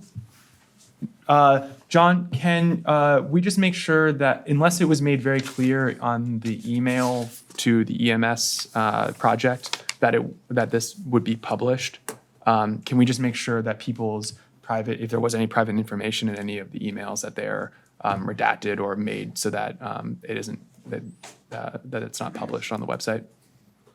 Yes. What do you consider? Talk to Bob. Is that important that people can? Not you, Bob Fisher. It's all, anything in those emails is discoverable, so that would be. Oh, that's a good point. Well, okay, so there are two separate ways of this. So yes, they are discoverable because they're public record, but there's a difference between that and us publishing them on our website. Okay. So my feeling on it would be the fact that we're taking this to the position that we're going to put it on the website. That's like an act further than it just being a public email. And so unless we were really clear in presenting this email that if you emailed us, we're going to publish this, I would feel better if we just redact. I don't want to redact anything that would, affect the substance of it, other than if someone put something that was, I don't know, like their like home address, like something where I don't know. Their 'cause I haven't- email, their address, their phone number, Yeah, Yeah, those things. I know, Patrick, you're giving me a very name, rank, serial number. puzzled Social look. security number. Just listening, Okay. taking it all in. It's a lot of work to just do it, but then to redact it. I mean, we can do it. Okay, well, fair enough. My question was, is that really what we want to do? Or I'm do you think people who write in want to be part of the public discussion? That's If what we they, assume, if they've put their, I really don't like all this internet stuff where people remain anonymous and can say anything they want and feel bulletproof about it. I also don't want people to be attacked. I'm just saying there's more than one side to this issue. That's- I would weigh in based on the campaign that was waged in March, that things be redacted, because I wouldn't want people to be harmed for their voicing their opinion. Daniel? We're talking about 70 emails, 70, right? 70 so far. Could we just send 70 emails out to one to each person saying, do you mind if we publish your name? Yes or no? Yes. Oh, that's probably the best way to do it. It's not that much work, really. And if we, okay. And if they say yes, we'll redact it. And if they say no, we will. So we've already had a public records request for these emails, which Okay. we will provide in full Yeah. I mean, to we'll the just comply with it. requester. So it's already public, it's going to be public information. We could also not publish it on our website and just allow that to be, Well, the Be- public be records request was a requested. new piece of information for me. yes. So That'll be fine. Okay. whatever Bob wants is fine. Okay. Yeah, I guess talk to Bob, and if there's a difference between that and us putting it on the website. I also think if we like a lot of select board members have at the bottom of their email, hey, keep in mind, this is an open, you're emailing a public official, your email could be published at any time. If we just made that clear when people emailed us at this email address, then I also would feel fine about it. Okay. Okay. Thank you. And then my other question was,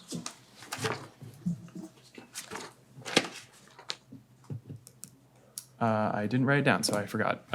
It'll come to me. Anyone else? I think we'll do public and then we'll take a break, unless there's any other. Could we do a break then public? I got a feeling. Do we have how many hands do we have? We got two? We only have two hands. We have. I don't come see on, Bob's. We've got three. Okay, so just two. I think we have two public questions. So actually, Sorry, What about Zoom? we got none on Zoom at the moment.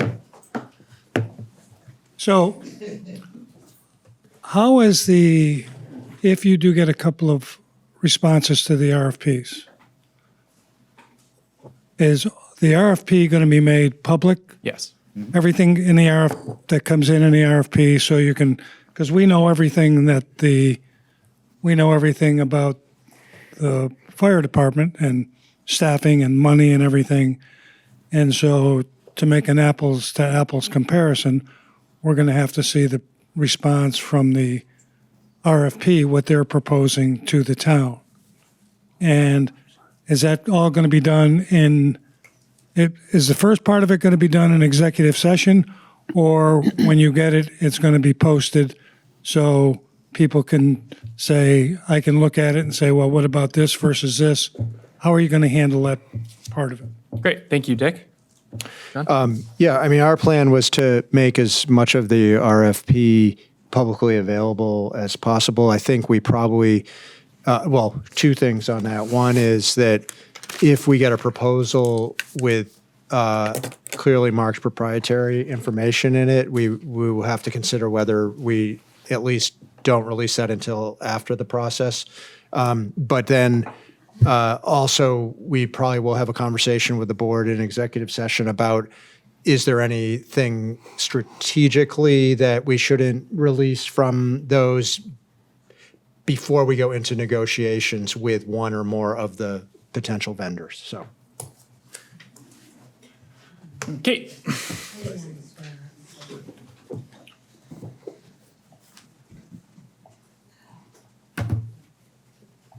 Thank you so much. Kate O'Connor, Brattleboro. First, I just want to assure the members of the board that they don't have to worry, that the public does understand what is going on. Some of us know all the information up every which way, so don't worry too much. I appreciate all the process and the comparing everything. There's one thing that I really would love for you to do, and you've heard me say this like 6 times, and I'm thinking if I word it maybe differently, it might come into context on why I think it's important in the process. For me, this is not about quality of care. I know whoever does it, we're going to get good quality. For me, and I think a lot of other people who are here, it's all about the financial sustainability of whatever we pick. And we have estimates for year 1, so we really don't know how this is going to go, year 2, 3, 4, whatever. I think it's really important, and I'm going to say this, you guys are going to go, we've heard this, is that there's a conversation and a discussion about where EMS is going in the state of Vermont, because it plays exactly into the whole issue of fiscal or financial sustainability. This is a conversation about where EMS is going that's happening across the state. It's happening in municipal EMS departments across the state. It's happening in the state legislature. There's a bill to help fund EMS, but it didn't go anywhere because everything else is happening. And to me, for the town to make a decision, literally based on what we know, which is great. It's estimates and, whatever we're going to have. But there's two paths that the state is talking about, what's financially sustainable. You have to have the staff and everything. And if you look at reports, if you look at conversations, it's municipal EMS or regional. I mean, we're at a crossroads in the state of Vermont, and we're making a decision, or you folks are going to make a decision about where the town of Brattleboro goes, but you're not doing it in the context of what's the reality around us. I don't know if I'm making sense. That's why I have been asking, please get EMS, municipal EMS, department heads or chiefs or whatever their title is, to really come in here and explain the challenges and the successes they're having. Get somebody from the legislature who's on one of these committees that is discussing this, because I don't see how you make a decision about the future of EMS in the town of Brattleboro without looking at it in that bigger context. Because quite frankly, what you're hearing is that municipal systems are not the future in this state. It's regional.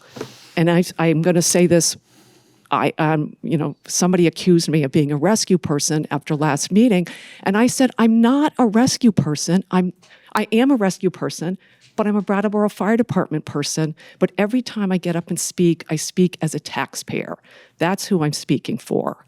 So I really want to urge you folks to add, if we have a choice. Obviously, if no one puts anything in, then we have nothing to talk about.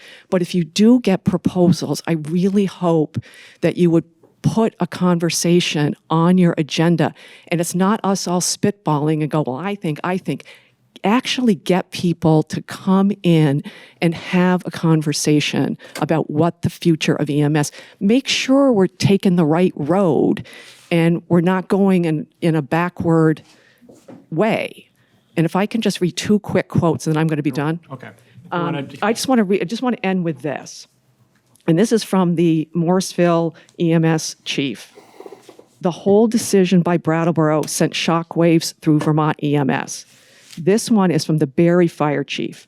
Brattleboro definitely has got its work cut out. Staffing, hours of training, delays to supply chain, it just continues, to trend upward. There are so many moving parts to an EMS system, I don't know if I'd want to try to build one right now. That's the thing you have to hear. Those are the people that have to be involved in the conversation. And they may be able to tell you, hey, we found a solution to this. But I don't want to beat it to death, but I will keep doing it if we have a choice, because it's a big decision to make. And it's a policy decision that I would think you folks would love to get your teeth into. Thank you very much, Kate. Hands up. Yep, Franz. Just very briefly in response, Kate, I want to say that I think we are aware of those issues, regional versus dedicated, or one town versus multiple town. You can use different words to describe that, but that is a very important consideration that we are indeed looking at. I will say, though, that there are some advantages and disadvantages to each of those two options. It's not a one-sided decision. It's a question of, what resources can you bring to bear? What's the size of your town? It's certainly not the same for a town the size of Brattleboro and a town the size of Marlborough or Guilford. So all those things are going into the decision-making. I've heard you loud and clear on this before, and I believe the others at this table have as well. So it's a welcome perspective, and really my message is yes, we are taking that into account. That will be part of the decision. Okay, so I got Ken and then Bob, and then we're going to hear last comments from the board.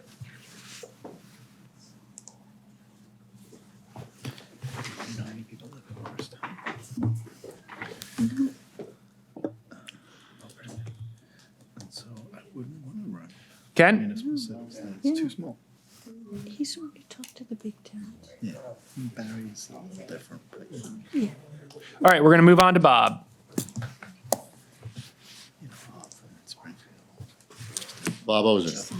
So I just want to underline what, I'll forget about my question, and I'll underline what Kate just said, but make it maybe a little bit more explicit I think she said it, I'm not too sure everybody heard it.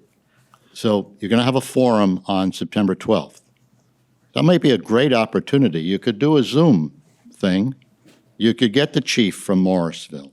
You could get the chief from Barry. You could get the chief from Putney. They could attend that meeting.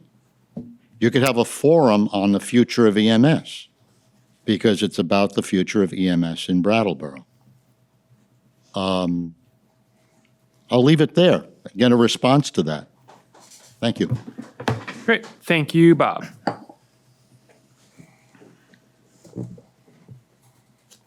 Franz. First of all, my response to that is that we have been in touch with numerous other towns and their fire departments or emergency medical service departments already. That's been part of the process. It's not something new that, that we've turned a blind eye to. But there's an even bigger question than that, which is, how do you decide which ones to talk to?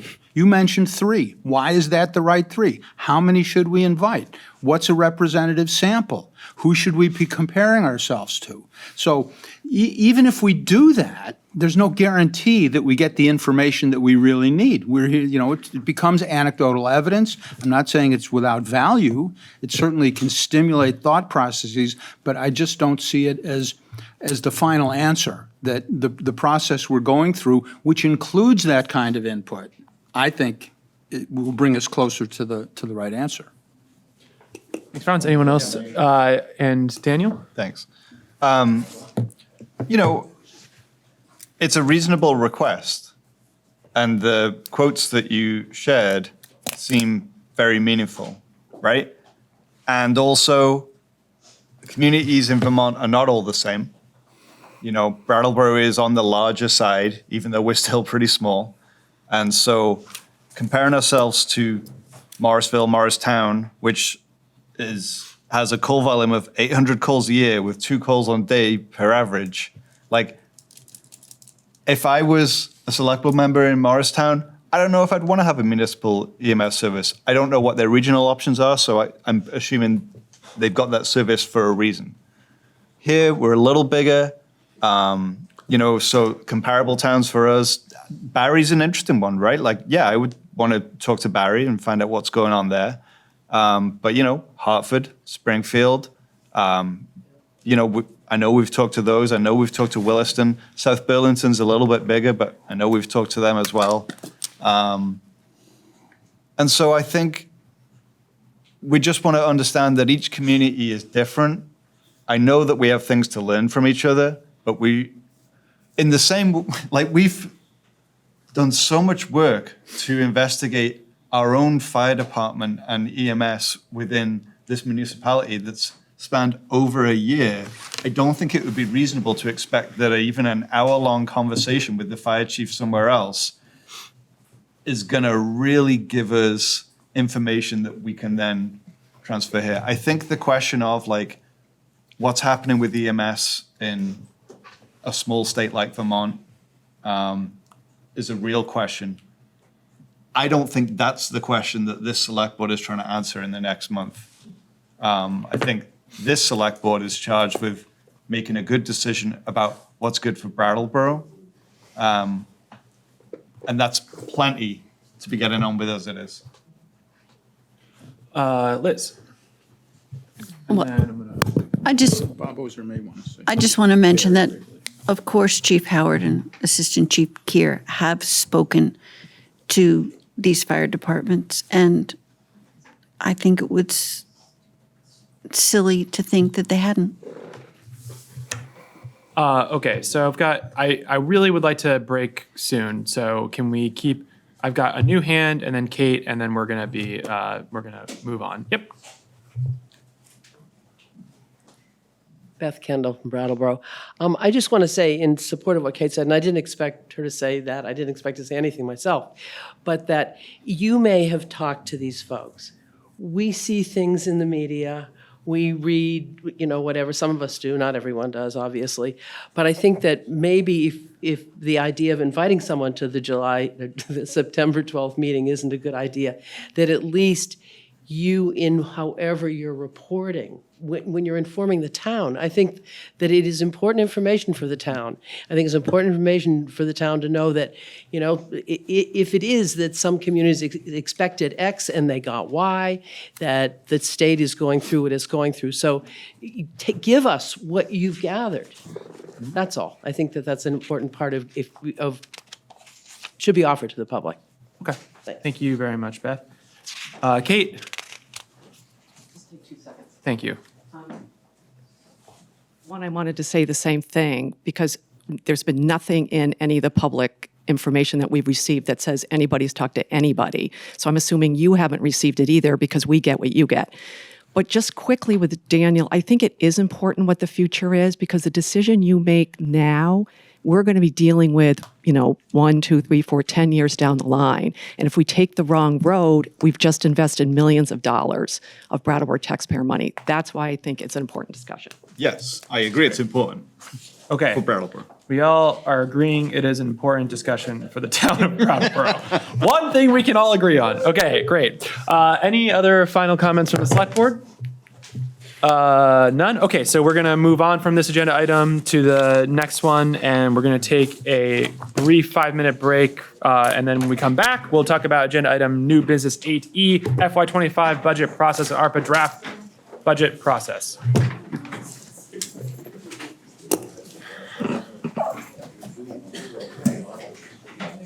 We're going to reconvene the Brattleboro Select Board meeting, and we're moving on to new business agenda item 8E, which is the FY25 budget process and ARPA draft budget process discussion. So I'm going to hand this over to John to give a brief presentation. And yeah, this is an opportunity for the board to sort of look at a new town managers sort of look at the budget process and ways that we can improve public engagement and how we discuss a really important part of the select board year, which is the budget. So I turn it over to John, and I hope that we can provide some feedback. We're not going to be making any vote tonight or anything. This is just a discussion. Great. Thanks, Ian. Yep, no action is being asked tonight, but we would love to get your consideration and feedback. So if you remember, I think it was back in April, we did a look back on the fiscal 24 budget process, and the staff brought to you several observations. The two main ones were that we really thought our financial software that we were using to develop the budgets was a bit antiquated and probably not delivering the best value to the town. The other thing that we identified was that the last year's budget process was somewhat cumbersome and time-consuming, and it took like weekly meetings from November to January. And so with those things in mind, we heard similar things from the RTM Finance Committee. They, in particular, were also calling for a more robust software program. And if you recall, in June, we did enter into an agreement with OpenGov to help us develop a more modern approach to budget making and transition to a new platform.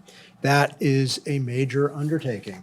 And along with the EMS, which is a major undertaking, and several other things, we were a little bit concerned about changing up the budget process too much, but we felt like it would be a good goal to move towards greater front-end budget participation. And so what we want to float with you tonight, and we would ask to kind of finalize in the next few meetings is, or at your next meeting, is a somewhat different approach to putting together the fiscal 25 budget. And in your backup materials is a proposed schedule. Again, totally open to doing this differently. We really want to kind of have a conversation about this if possible. And so in here, we lay out a schedule for developing the budget that would start with this meeting where we're kind of floating some ideas. We would then hope to go to the Finance Committee and check in with them on this idea, just for their thoughts. And then any feedback that we get from the public, we'd like to also consider that. Then come back to you at your September 5th meeting to introduce and consider and ultimately refine a budget process for this year. We will be proposing to do a fiscal year 25 budget open house. And what I mean by that is getting the entire management team together, all the department heads, to work collaboratively to develop a presentation that explores each department's core services, their FTE, paying particular attention to their existing levels of service, but also looking at potential for either reductions or shifts or new service that they might want to propose. Presenting that along with each department's goals and priorities, and also good thoughts about one-time spending that could be beneficial to the town using either an FY25 general fund ask or use of the ARPA funds. We were proposing to potentially hold that on September 26th. It would be an open house for a good portion of it, like from an afternoon into the evening, where people, as they become available, could go and talk with each of the department heads, give their own thoughts, feedback, ideas on what each department might be doing, maybe should be doing for levels of service, and also entering into conversations with department heads and key staff that could be there.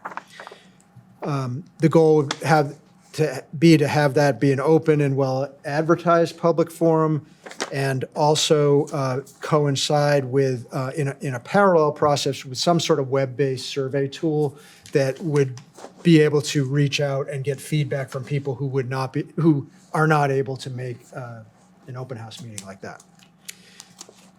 We would take that, gather that information, digest it, bring it back to you at an October meeting, and go through what we heard, go through the different ideas that are coming from the staff and different ideas that we heard from the public, to get a sense of if there are any new projects or proposed changes to service levels that you would like us to consider incorporating into a draft base budget for 25.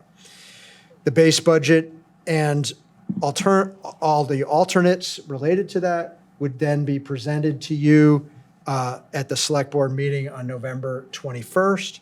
The focus of that would be on service level and reviewing the implications of the budget alternates and potential ARPA projects, with line item review kind of taking a backseat.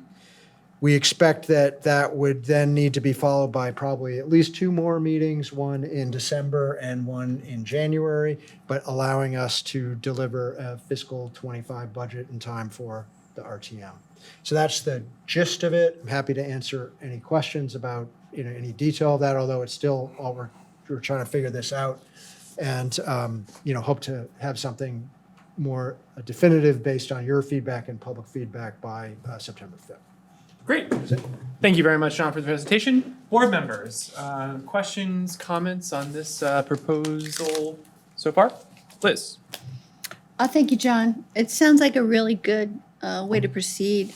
The only thing that I would ask for is the opportunity for the select board to have a conversation about that list of projects that was originally presented to us several months ago, and get our thoughts on that in addition to the open meetings, so that we can weigh in a little bit more. Okay, thank you. Other board members? Daniel? Yep. I appreciate the process, and I appreciate the attempt to kind of take in that feedback from the finance committee, add some extra public engagement whilst also balancing realistic staff capacity. And I think that the new software that we're going to be rolling out is also going to really help us. So that's great. I mentioned it earlier, and I'm just going to mention it again just to put a fine point on it. Can we think about that UDAG money at the same time as we're thinking about the ARPA money? I'm not saying we need to think about it and spend it all, but like, it's a significant chunk of money that is just being kind of under the radar. And other than that, yeah, I'm open to kind of like seeing how this goes. I see that you're meeting with the finance committee tomorrow. Maybe they'll have more feedback for you. And it's actually interesting. So we have sort of 2 board members who have spoken already who have gone through 4 or 5 This'll be 5, yeah. budget processes Yeah. through the select board. And we have 2 board members who have never gone through a budget committee as a select Except board for member. the fine. But as a fine, I'm interested to hear sort of your view on this and Peter too, being your first time going through it, how this sounds. Not trying to put you on the spot, but. But you are. Oh, well. You are on the spot. No, or Franz, unless neither of you have any comments, that's also fine.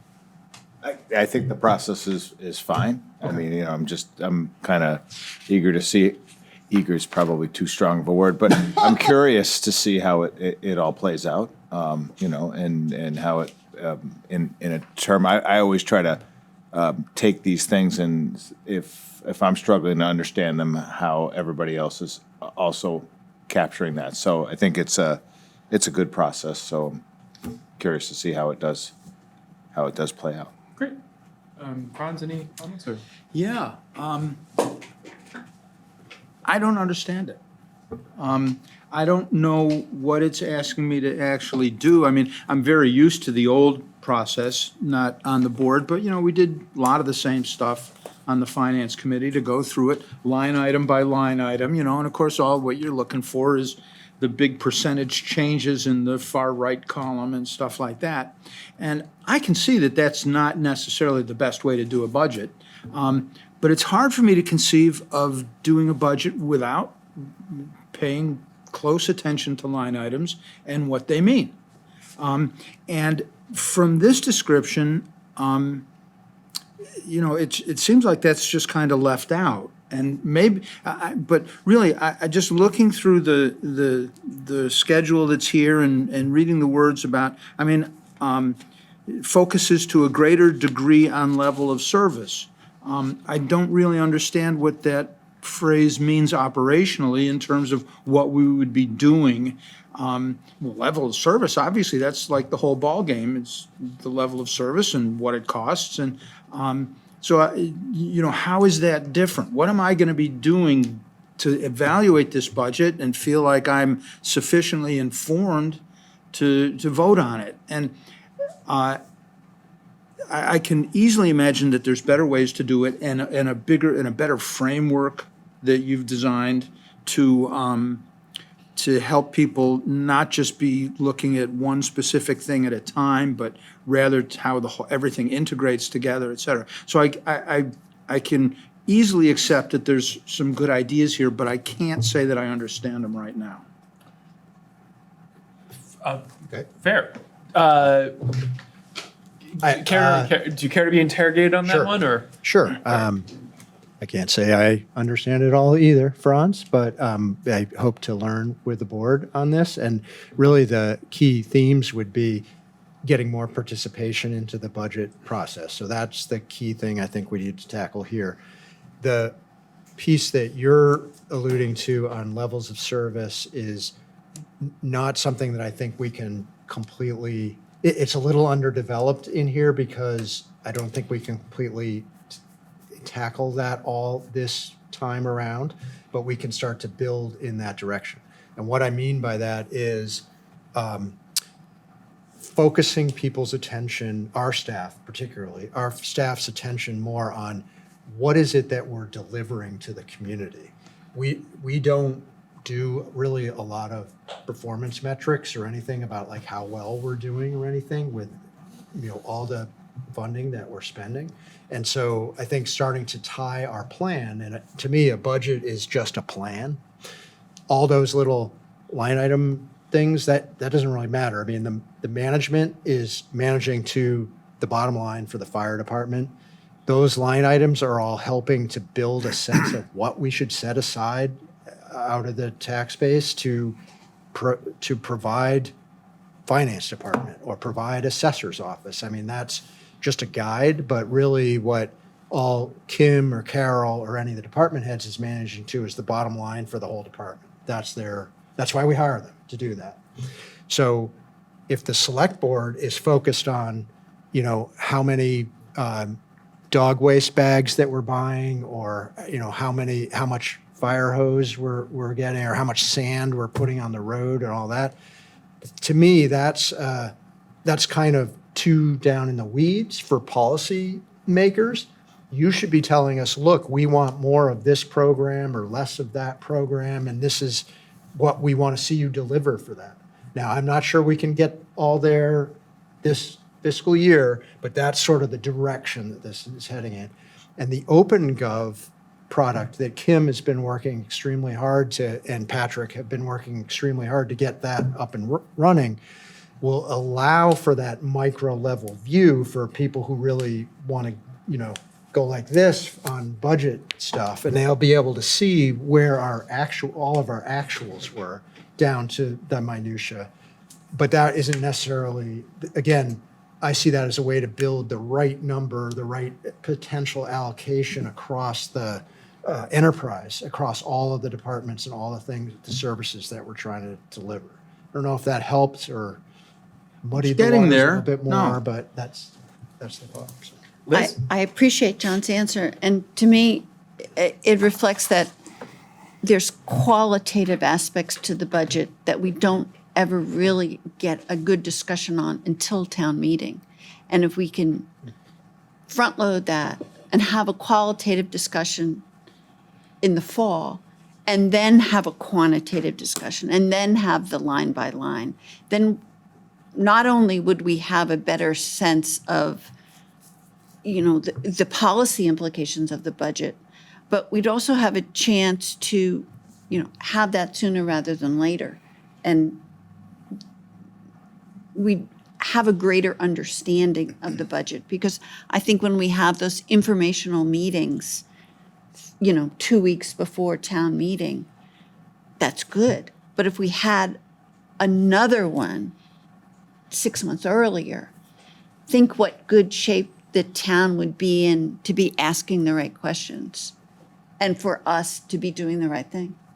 I'm totally in favor of that. I mean, you know, the September 26th meeting stuff. I mean, yes, absolutely. But, you know, to say what the levels of service ought to be, well, what are we going to say? We need terrific service, you know, we need this and that and everything else. But if we're not looking at the line items, we're detaching that from what we can afford. And so I'm worried that we're going to miss out too much on what's practical, what's doable. You know, if we're just saying, you know, well, we'd like this and we'd like that, okay, great, but we shouldn't separate that out from what the actual bottom line costs of that service are. Well, you're right, Franz. I mean, they're not going to be too separated because the department heads will keep us honest. And my hope would be that we would, maybe on the 21st of November, present base FY24-25 budget with alternates and proposed ARPA. That may be an opportunity for the board and the public to see maybe several different levels, right? So if we're looking at funding and we're looking at services that we want to provide, services that we already provide, you know, what would it look like if we increased it by X amount to do some of these things that we heard from the public, that we ourselves identified as things that we were interested in? Could we do it with a X amount of an increase or a Y amount of increase? Or do we feel that the services we are providing are sufficient and maybe we want to retract some? And so a Y or Z amount of decrease, right? So I think that's an opportunity for the board to be discussing on a policy level what the services of the town are providing and what the tax implications are for those services. Instead of, and I agree, that does disconnect it some from the line item, but I think that, like, the point I really want to make here is that we are, one of the things I'm appreciating about John's work with the town so far is that he's constantly working to try to improve how the select board and the town manager's office sort of does the roles that they do in the town. And I think working towards perfecting this process is not going to be perfect in the first go. And I think we can hear back from both finance and from RTM about how the process was. And I think we're doing the same thing with the select board goals and how we did our retreat. And so I think moving this in a direction where we have more like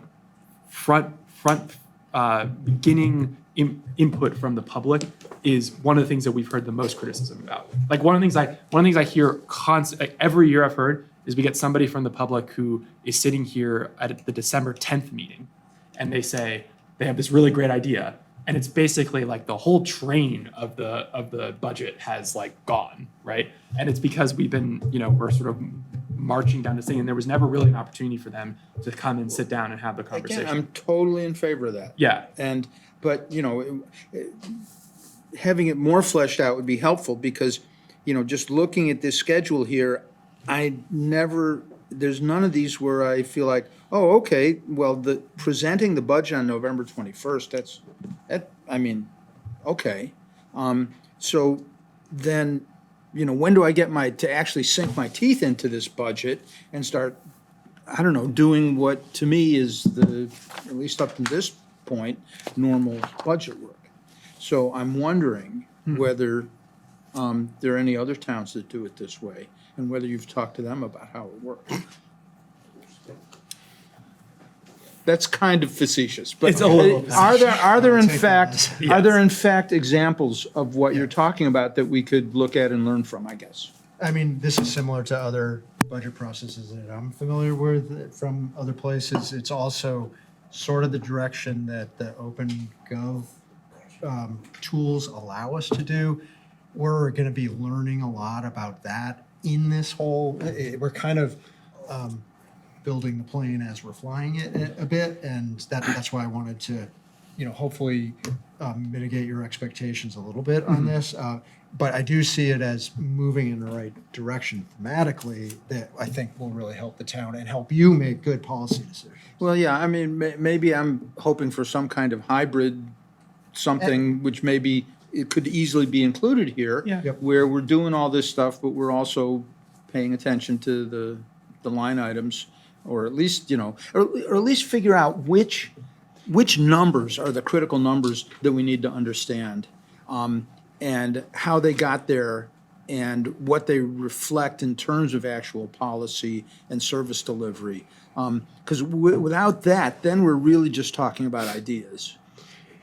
Yeah, and so where I've used this sort of approach in other places, a lot of what you're talking about in terms of level of service really comes down to FTEs, so the workforce, and what is it that you have those people working on.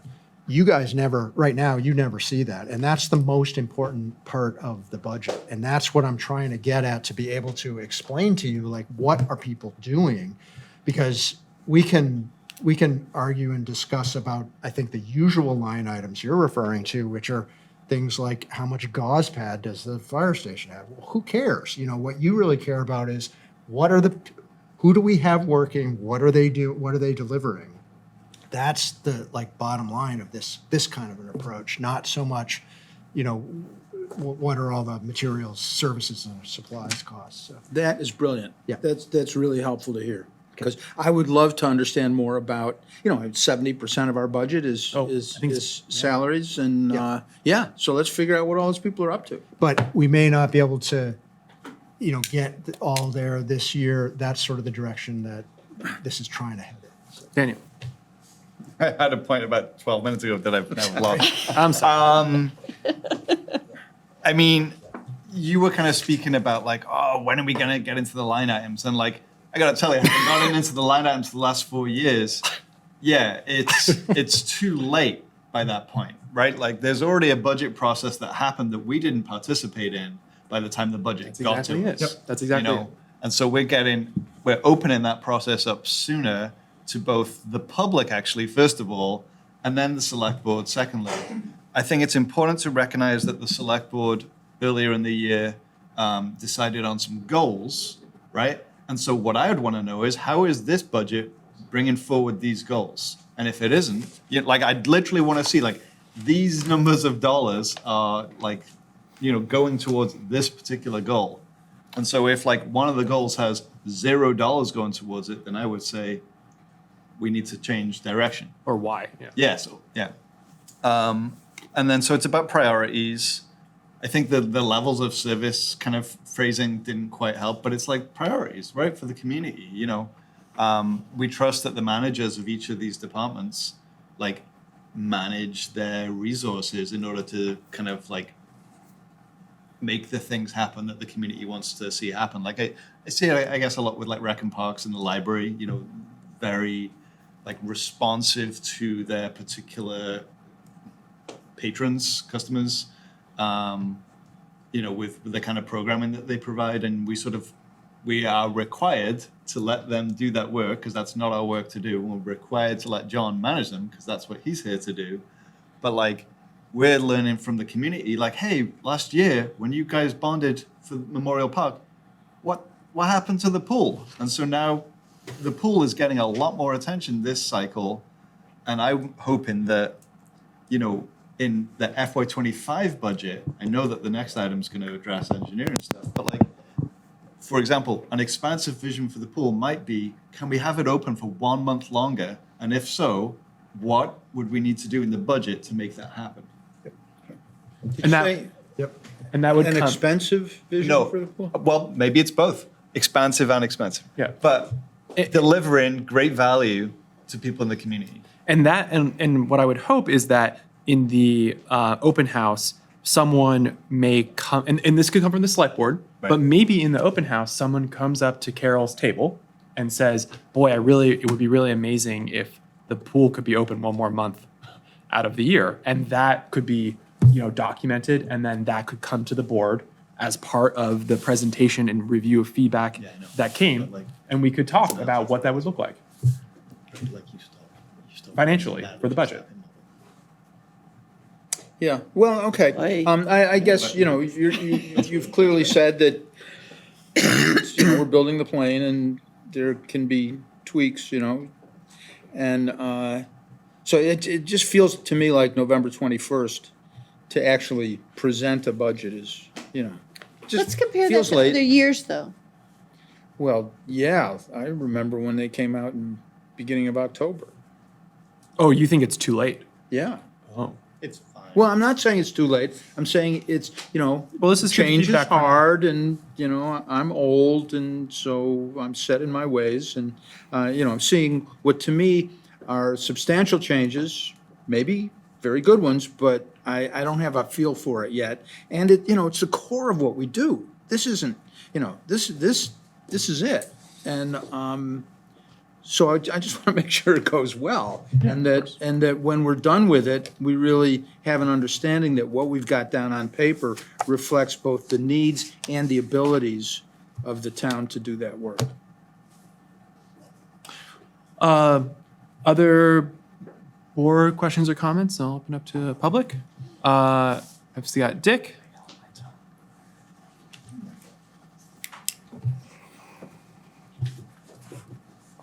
Interesting. I've been through 8 as a board member, 5 on a finance committee. And this is like an amoeba, just moves around. And watching everybody the last few years doing these every week meetings, I think the quality of the select board's performance went down, with all due respect. Oh, nice. It's, I think you get burnt out. It went down? Yeah, I actually thought it went down. You'd have discussions and then you'd go, well, let's table this and we'll put this at the end. And I like this concept. I understand. I didn't see an actual physical schedule. I see the November. Page 74. Huh? Page 74 of the backup material. Oh, 74. I couldn't find it. Now, is there going to be a public meeting in September? Yes. And then would you have another public meeting near the end of the process to say this is where we're at? We have three A- other. A public fair. Oh, yes. Public fair and then also select board meetings, multiple select board meetings in consideration of Yeah. the budget, just like Yeah. we do. I mean, you know, what actually changes? You know, the quality of what we're giving the taxpayers, they're paying for, what do they want? We never ask the questions, what do you want? We kind of tell them that this is what you're going to get. What are the changes that Carol's going to offer in the rec department next year? What's going on today is not going to be what's going on next year. And the needs of the town today are not going to be the needs of the town next year. But we don't ever really have those conversations. We talk about capital projects, but staffing issues. I saw where you talked about what's an adequate police force. You know, where do we want to be at? You know, we've been funding for 28, we've had 24, yet no one's ever really said, well, let's adjust the line item downward, and then we'll adjust it as our staff goes up. So we've had pretty much a $500,000 slush fund in the police department, and no one's ever questioned it. And those are things that we should be saying, okay, this is where we're at. We're going to try to get here. But I like the idea of change. I certainly think, I would like to see a lot of people come out, but you're probably going to see the same 12 people that you always see. But it would be nice to say, what do you want? What can we not do? How can we improve the quality of our downtown? What can we do in our parks? The things that people utilize the most, we don't ask the public, what do you want? We always tell them. So I'm in support of this, John. I think it's a good idea. And you're right about the bags. I don't give a damn how many bags we buy. But one thing I didn't hear, I'm also concerned about the rate of our tax rate. And we're really climbing, and not anybody is talking about, do we try to set a goal to reach that, or is it just, this is what we want to provide, this is what we're going to provide, regardless of what it costs? That's a huge part of what I'm not hearing. And that, you know, this tax rate is getting very burdensome to a lot of people. And yet, when we get to the budget process, I do believe, and I was part of it also, that sometimes we are starting to forget the affordability of what Brattleboro is to people, and we're starting to exclude people. And that means renters, because renters they're homeowners. They're paying the tax bill, the renters. And so, good luck with this process. I look forward to it. Great. Thank you very much, Dick. I don't see any. Oh, I've got Andy Davis on the Zoom.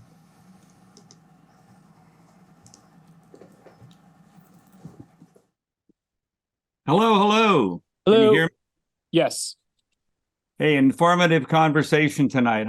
I've been away from these discussions, but I have been following in the media.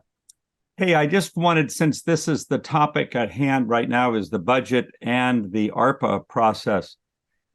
And I thought about putting this forward during the EMS discussion, but could somebody just give a quick response of how the decision on EMS that will be coming to a head in September, how that will impact our ARPA spending choices, if it will affect it in any way? Is that a fair question for this moment in the budget discussion? I know that got discussed at town meeting. Yep. It's been discussed, I think, at a select board meeting as well, perhaps. And I'm just, my head is spinning with all the moving parts. And if somebody could just give an informative answer to how the ARPA resources will be impacted by the EMS decision. Thank you. Absolutely. Thank you, Andy, and I appreciate the comment. I know there are a lot of moving parts, and we're trying to present things as straightforward as possible, but it does get confusing. So the select board in the spring set aside 1.7 1.7 of the ARPA, 1.7 million of the ARPA funds, basically in consideration that we had this big EMS decision to make in the fall. At the time, we hadn't really set a schedule about the EMS or anything like that, but it was basically, look, you may need to use the ARPA money, so don't use it for anything else until you made the decision. So 1.7 is in a set aside that was made by a vote of the select board in the spring. So on September 19th, when the board makes a decision about EMS, that will essentially determine what happens with the set aside of the ARPA. So if the board moves forward with municipal EMS, then that money would be determined to be used in that way. We can have a further discussion about it, but like basically that money would be used towards EMS. If the decision were to be made towards a third party, then that money would be released and the ARPA money would be the full amount that it is currently, which is 2.7? Am I wrong? A little more. Yeah, it's correct. 2.9? Yeah, something like that. Don't quote me on the exact number, but that's No, basically the extent of it. Franz? I think it's important to add that what Ian just said is probably true, but it's not necessarily true, because we could decide to, if we're spending all this money as for startup costs for a municipal EMS service, we still could decide to bond for that, for those costs, certainly for the hardware, for the ambulances and stuff like that. There are disadvantages to doing that way, one of which is that that money would not be available until after a vote by town meeting in the spring. A bonding decision, and then to go through the bond bank and doing that whole thing. So it might slow things down. On the other hand, yet another scenario is that the ARPA money could be spent in order to acquire the needed resources for an EMS system. And then town meeting could decide to borrow money to replace that, put it back into the ARPA fund or some other fund where it would be usable for other infrastructure-related processes. I don't want to say that's likely or unlikely, but as I'm going forward and thinking about, well, what are we going to do and how are we going to pay for it and stuff like that, that is in my mind as at least a possible scenario. So thank you, Franz. I think that's an important point. So maybe to try to simplify this, there's a set aside of 1.7 for the EMS decision. There's an EMS decision that's going to happen on September 19th. After September 19th, we'll have a better idea of what the ARPA money total will look like.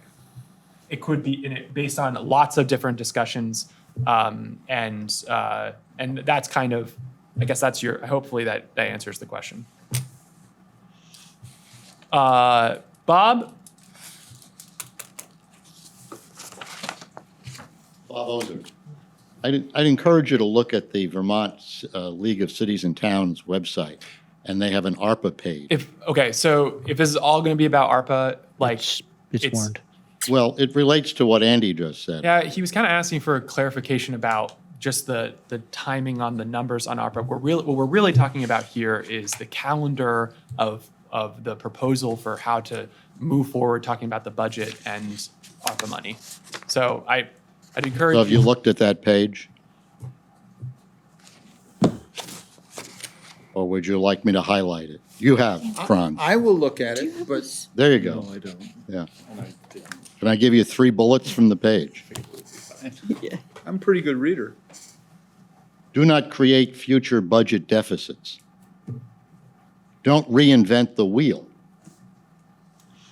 And invest in the best uses for long-term recovery. Thank you. Thank you. Okay, any other questions on the proposed budget process and ARPA funds process? Seeing none, board members, any further questions or discussion? No, thank you. So what we'll look at, John, is you're going to talk to finance tomorrow. Yep. And then you're going to come back to the board on the 5th with a more sort of full schedule or, I don't know, additional information. Yeah, if there's any changes, or Yep. we'll bring. And then the some board will versions. vote and approve. Yep. Great. All right, so in that case, we're going to move on to agenda item 8F, which is the Pool Engineering Services Bid Award. And I will invite Carol Lott up to the special table for a presentation.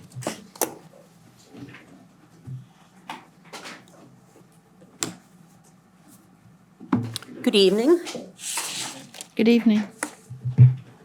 So I'm here this evening to discuss with the board the engineering services, which is a nice tie-in to kind of the conversation we just were having about the budget, where I think I'm setting the table right now. When I was sitting here about 10 months ago discussing the budget, the question came up, well, what if we did a study? How much would that cost? And I'm sitting here in the hot seat at the time, and I was like, good place to start would be 50,000. I probably should have said 60, and this conversation would have been much easier than this evening. So again, I'm just setting the table. So we put out a RFP for engineering and architectural services to do a feasibility study at the Living Memorial Park Pool. We received 6 proposals ranging from $36,644 to $114,660. I met with the park supervisor, Paul Ethier, and Steve Horton, building consultant, and came up with, a matrix and kind of laid out and how to evaluate each of these different proposals.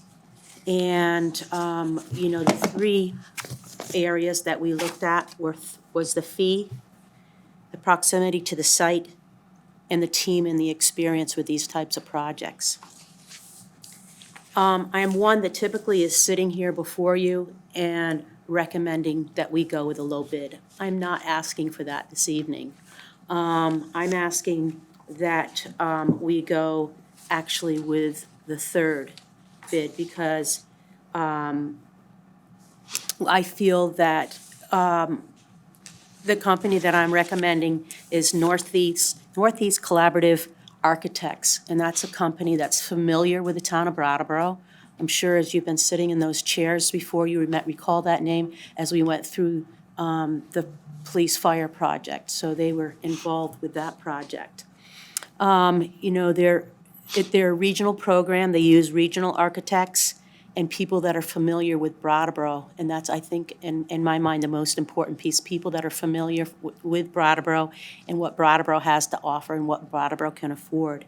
The other thing that really caught my interest, especially in the project team that they were putting forward, is they're putting together, they have a national leader in aquatics facility design on their team.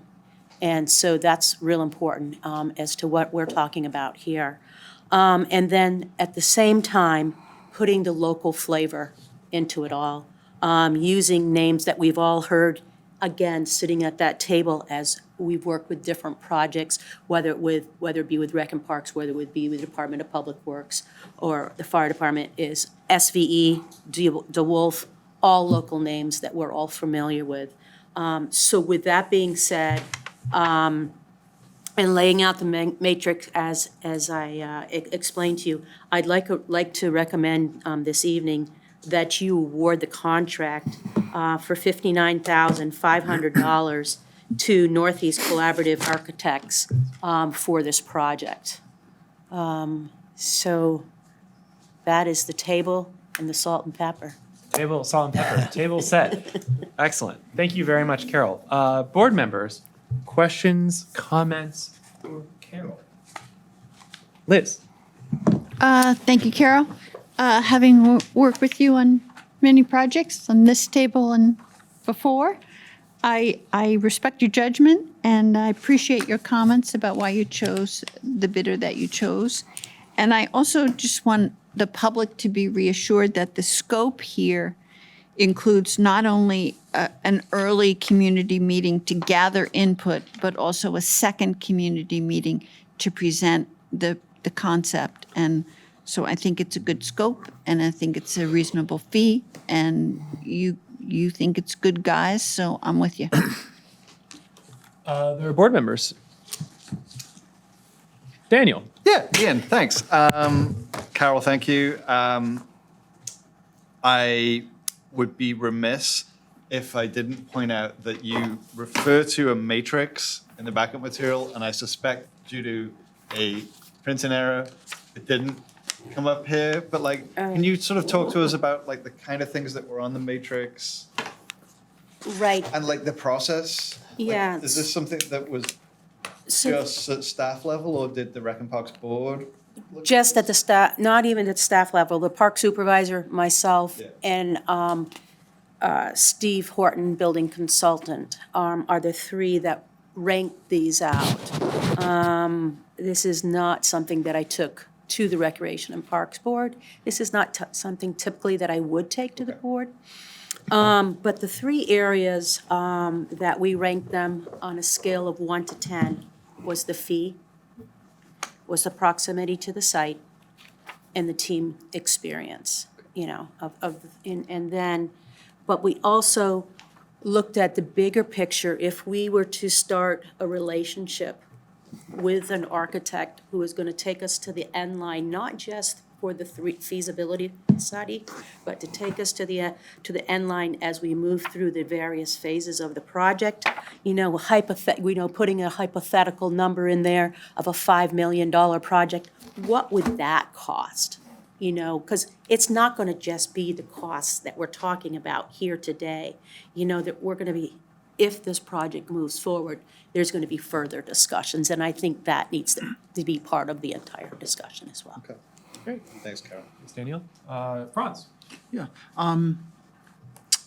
So proximity, I don't, meaning where the business is located? Yeah, not so much where the team is located, you know, how accessible are they going to become, how accessible is the team going to be in coming and being able to reach out to us and meet with us as our needs are being met as we move through the process. And so where are all these people located? I mean, I can see some value in that. It wouldn't be something that would normally, you know, be my first concern, but, so where, you know, what kind of spread are we looking at here? The biggest spread, I think, is the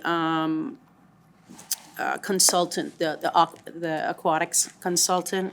And right off the tip of my fingers right here, I believe he's coming from, he's the furthest one away. Yeah. You know, he is not in the neighborhood. He is certainly not even in New England. I don't have that right at my fingertips at this time, but, you know, SVE's local to us. DeWolf is local to us over in Keene. And those are all different aspects, because it's not just the aquatics piece that we're talking about. It's the building piece. It's you know, the landscaping. And those are people who ultimately would be doing the work, let's say. Correct. And oversight. But why is the proximity important at this stage of deciding who the engineering consultant is for the feasibility study? I mean, I get it that, you know, there's sort of established relationships that can be drawn upon, but I would imagine that, you know, SVE or DeWolf might be available to a different company as well at the later stages. Right. I think the proximity to us is how accessible are they going to be to us as we need them as we work through the process. You know, when we say, okay, we're at the stage of the game, we're doing a community outreach, you know, are they people going to be available to come on site and be with us and get to know the community, not just get to know me, but get to know the community and what the community is looking for. Mm-hmm. I mean, that's where we thought it was, you know, important, having staff, the proximity was important. Okay. Also, I don't quite understand the hypothetical construction cost and to ascertain the end game total fees. How does the choice of the firm for the feasibility study affect the ultimate construction cost? Because ultimately, we're probably going to be developing a relationship with the architect that are going to take us through the various phases. So I think it's important to look at that, what that end game is going to look like as we move through the process, as we start to get into the RFP and starting to lay out, what is the construction of the building going to look like? What is all that going to cost? Because that is going to be all come into the cost of the end game. So that's why, just basing it on that, because, as we're looking at a $5 million project, what is that going to look like as we move through the various construction phases? Okay. Yeah, I guess I don't see how the firm that we choose for feasibility study would directly affect that. I'm not saying it's not true, but it's not immediately obvious to me. And, certainly that's a big number that we need to be concerned about. Yeah, and it's likely that the company that we're dealing with now, it's a relationship that we're going to build for the future, and that, we get through the feasibility stage. It's likely that we could move to another company, but I suspect that we will, as we build this relationship, we will continue on the path with using that same architectural engineering firm as we move through. Peter?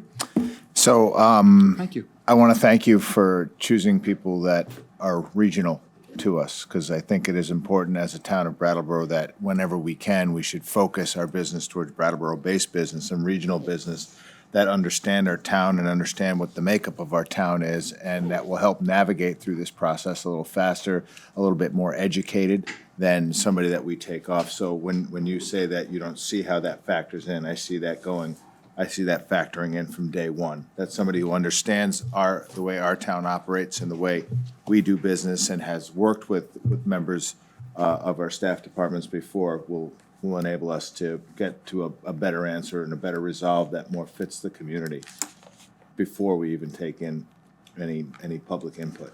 So, thank you. Thank you. Great, thanks, Peter. Any other thumbs up? Yeah, I had to just remind myself by asking John. And the reason we can go for not the lowest bid, or not the lowest possible opportunity here is because this was an RFP and not a bid. So we don't fall within the legal requirement to go for the lowest one. We can sort of assess and evaluate. And I think I found that I was confused by that at first because it said bids on the material here. So I do apologize. No, I'm not about that. Just to if anyone else was confused by that. But no, fully support. I'm very excited about this project, and I think we talked a lot about it in the winter. And I think that it'll be an important part of the discussion for the budget next year. I agree. I think, one thing I'd like to mention at this time is we're already building the foundation for this group to come in. We had a community input meeting, pool your ideas. And I think, from my standpoint, it was a very successful day. We've got the users. We had about 50 kids come up and share their ideas. We had about 30 adults come and share their ideas. And we also put out, please, if you can't make it, please email me. And I received 10 different emails from various community members, families, sharing their feedback. And if I may just share with you a couple themes that I learned from the day. There were some things that I already knew, but I just got reminded of that day.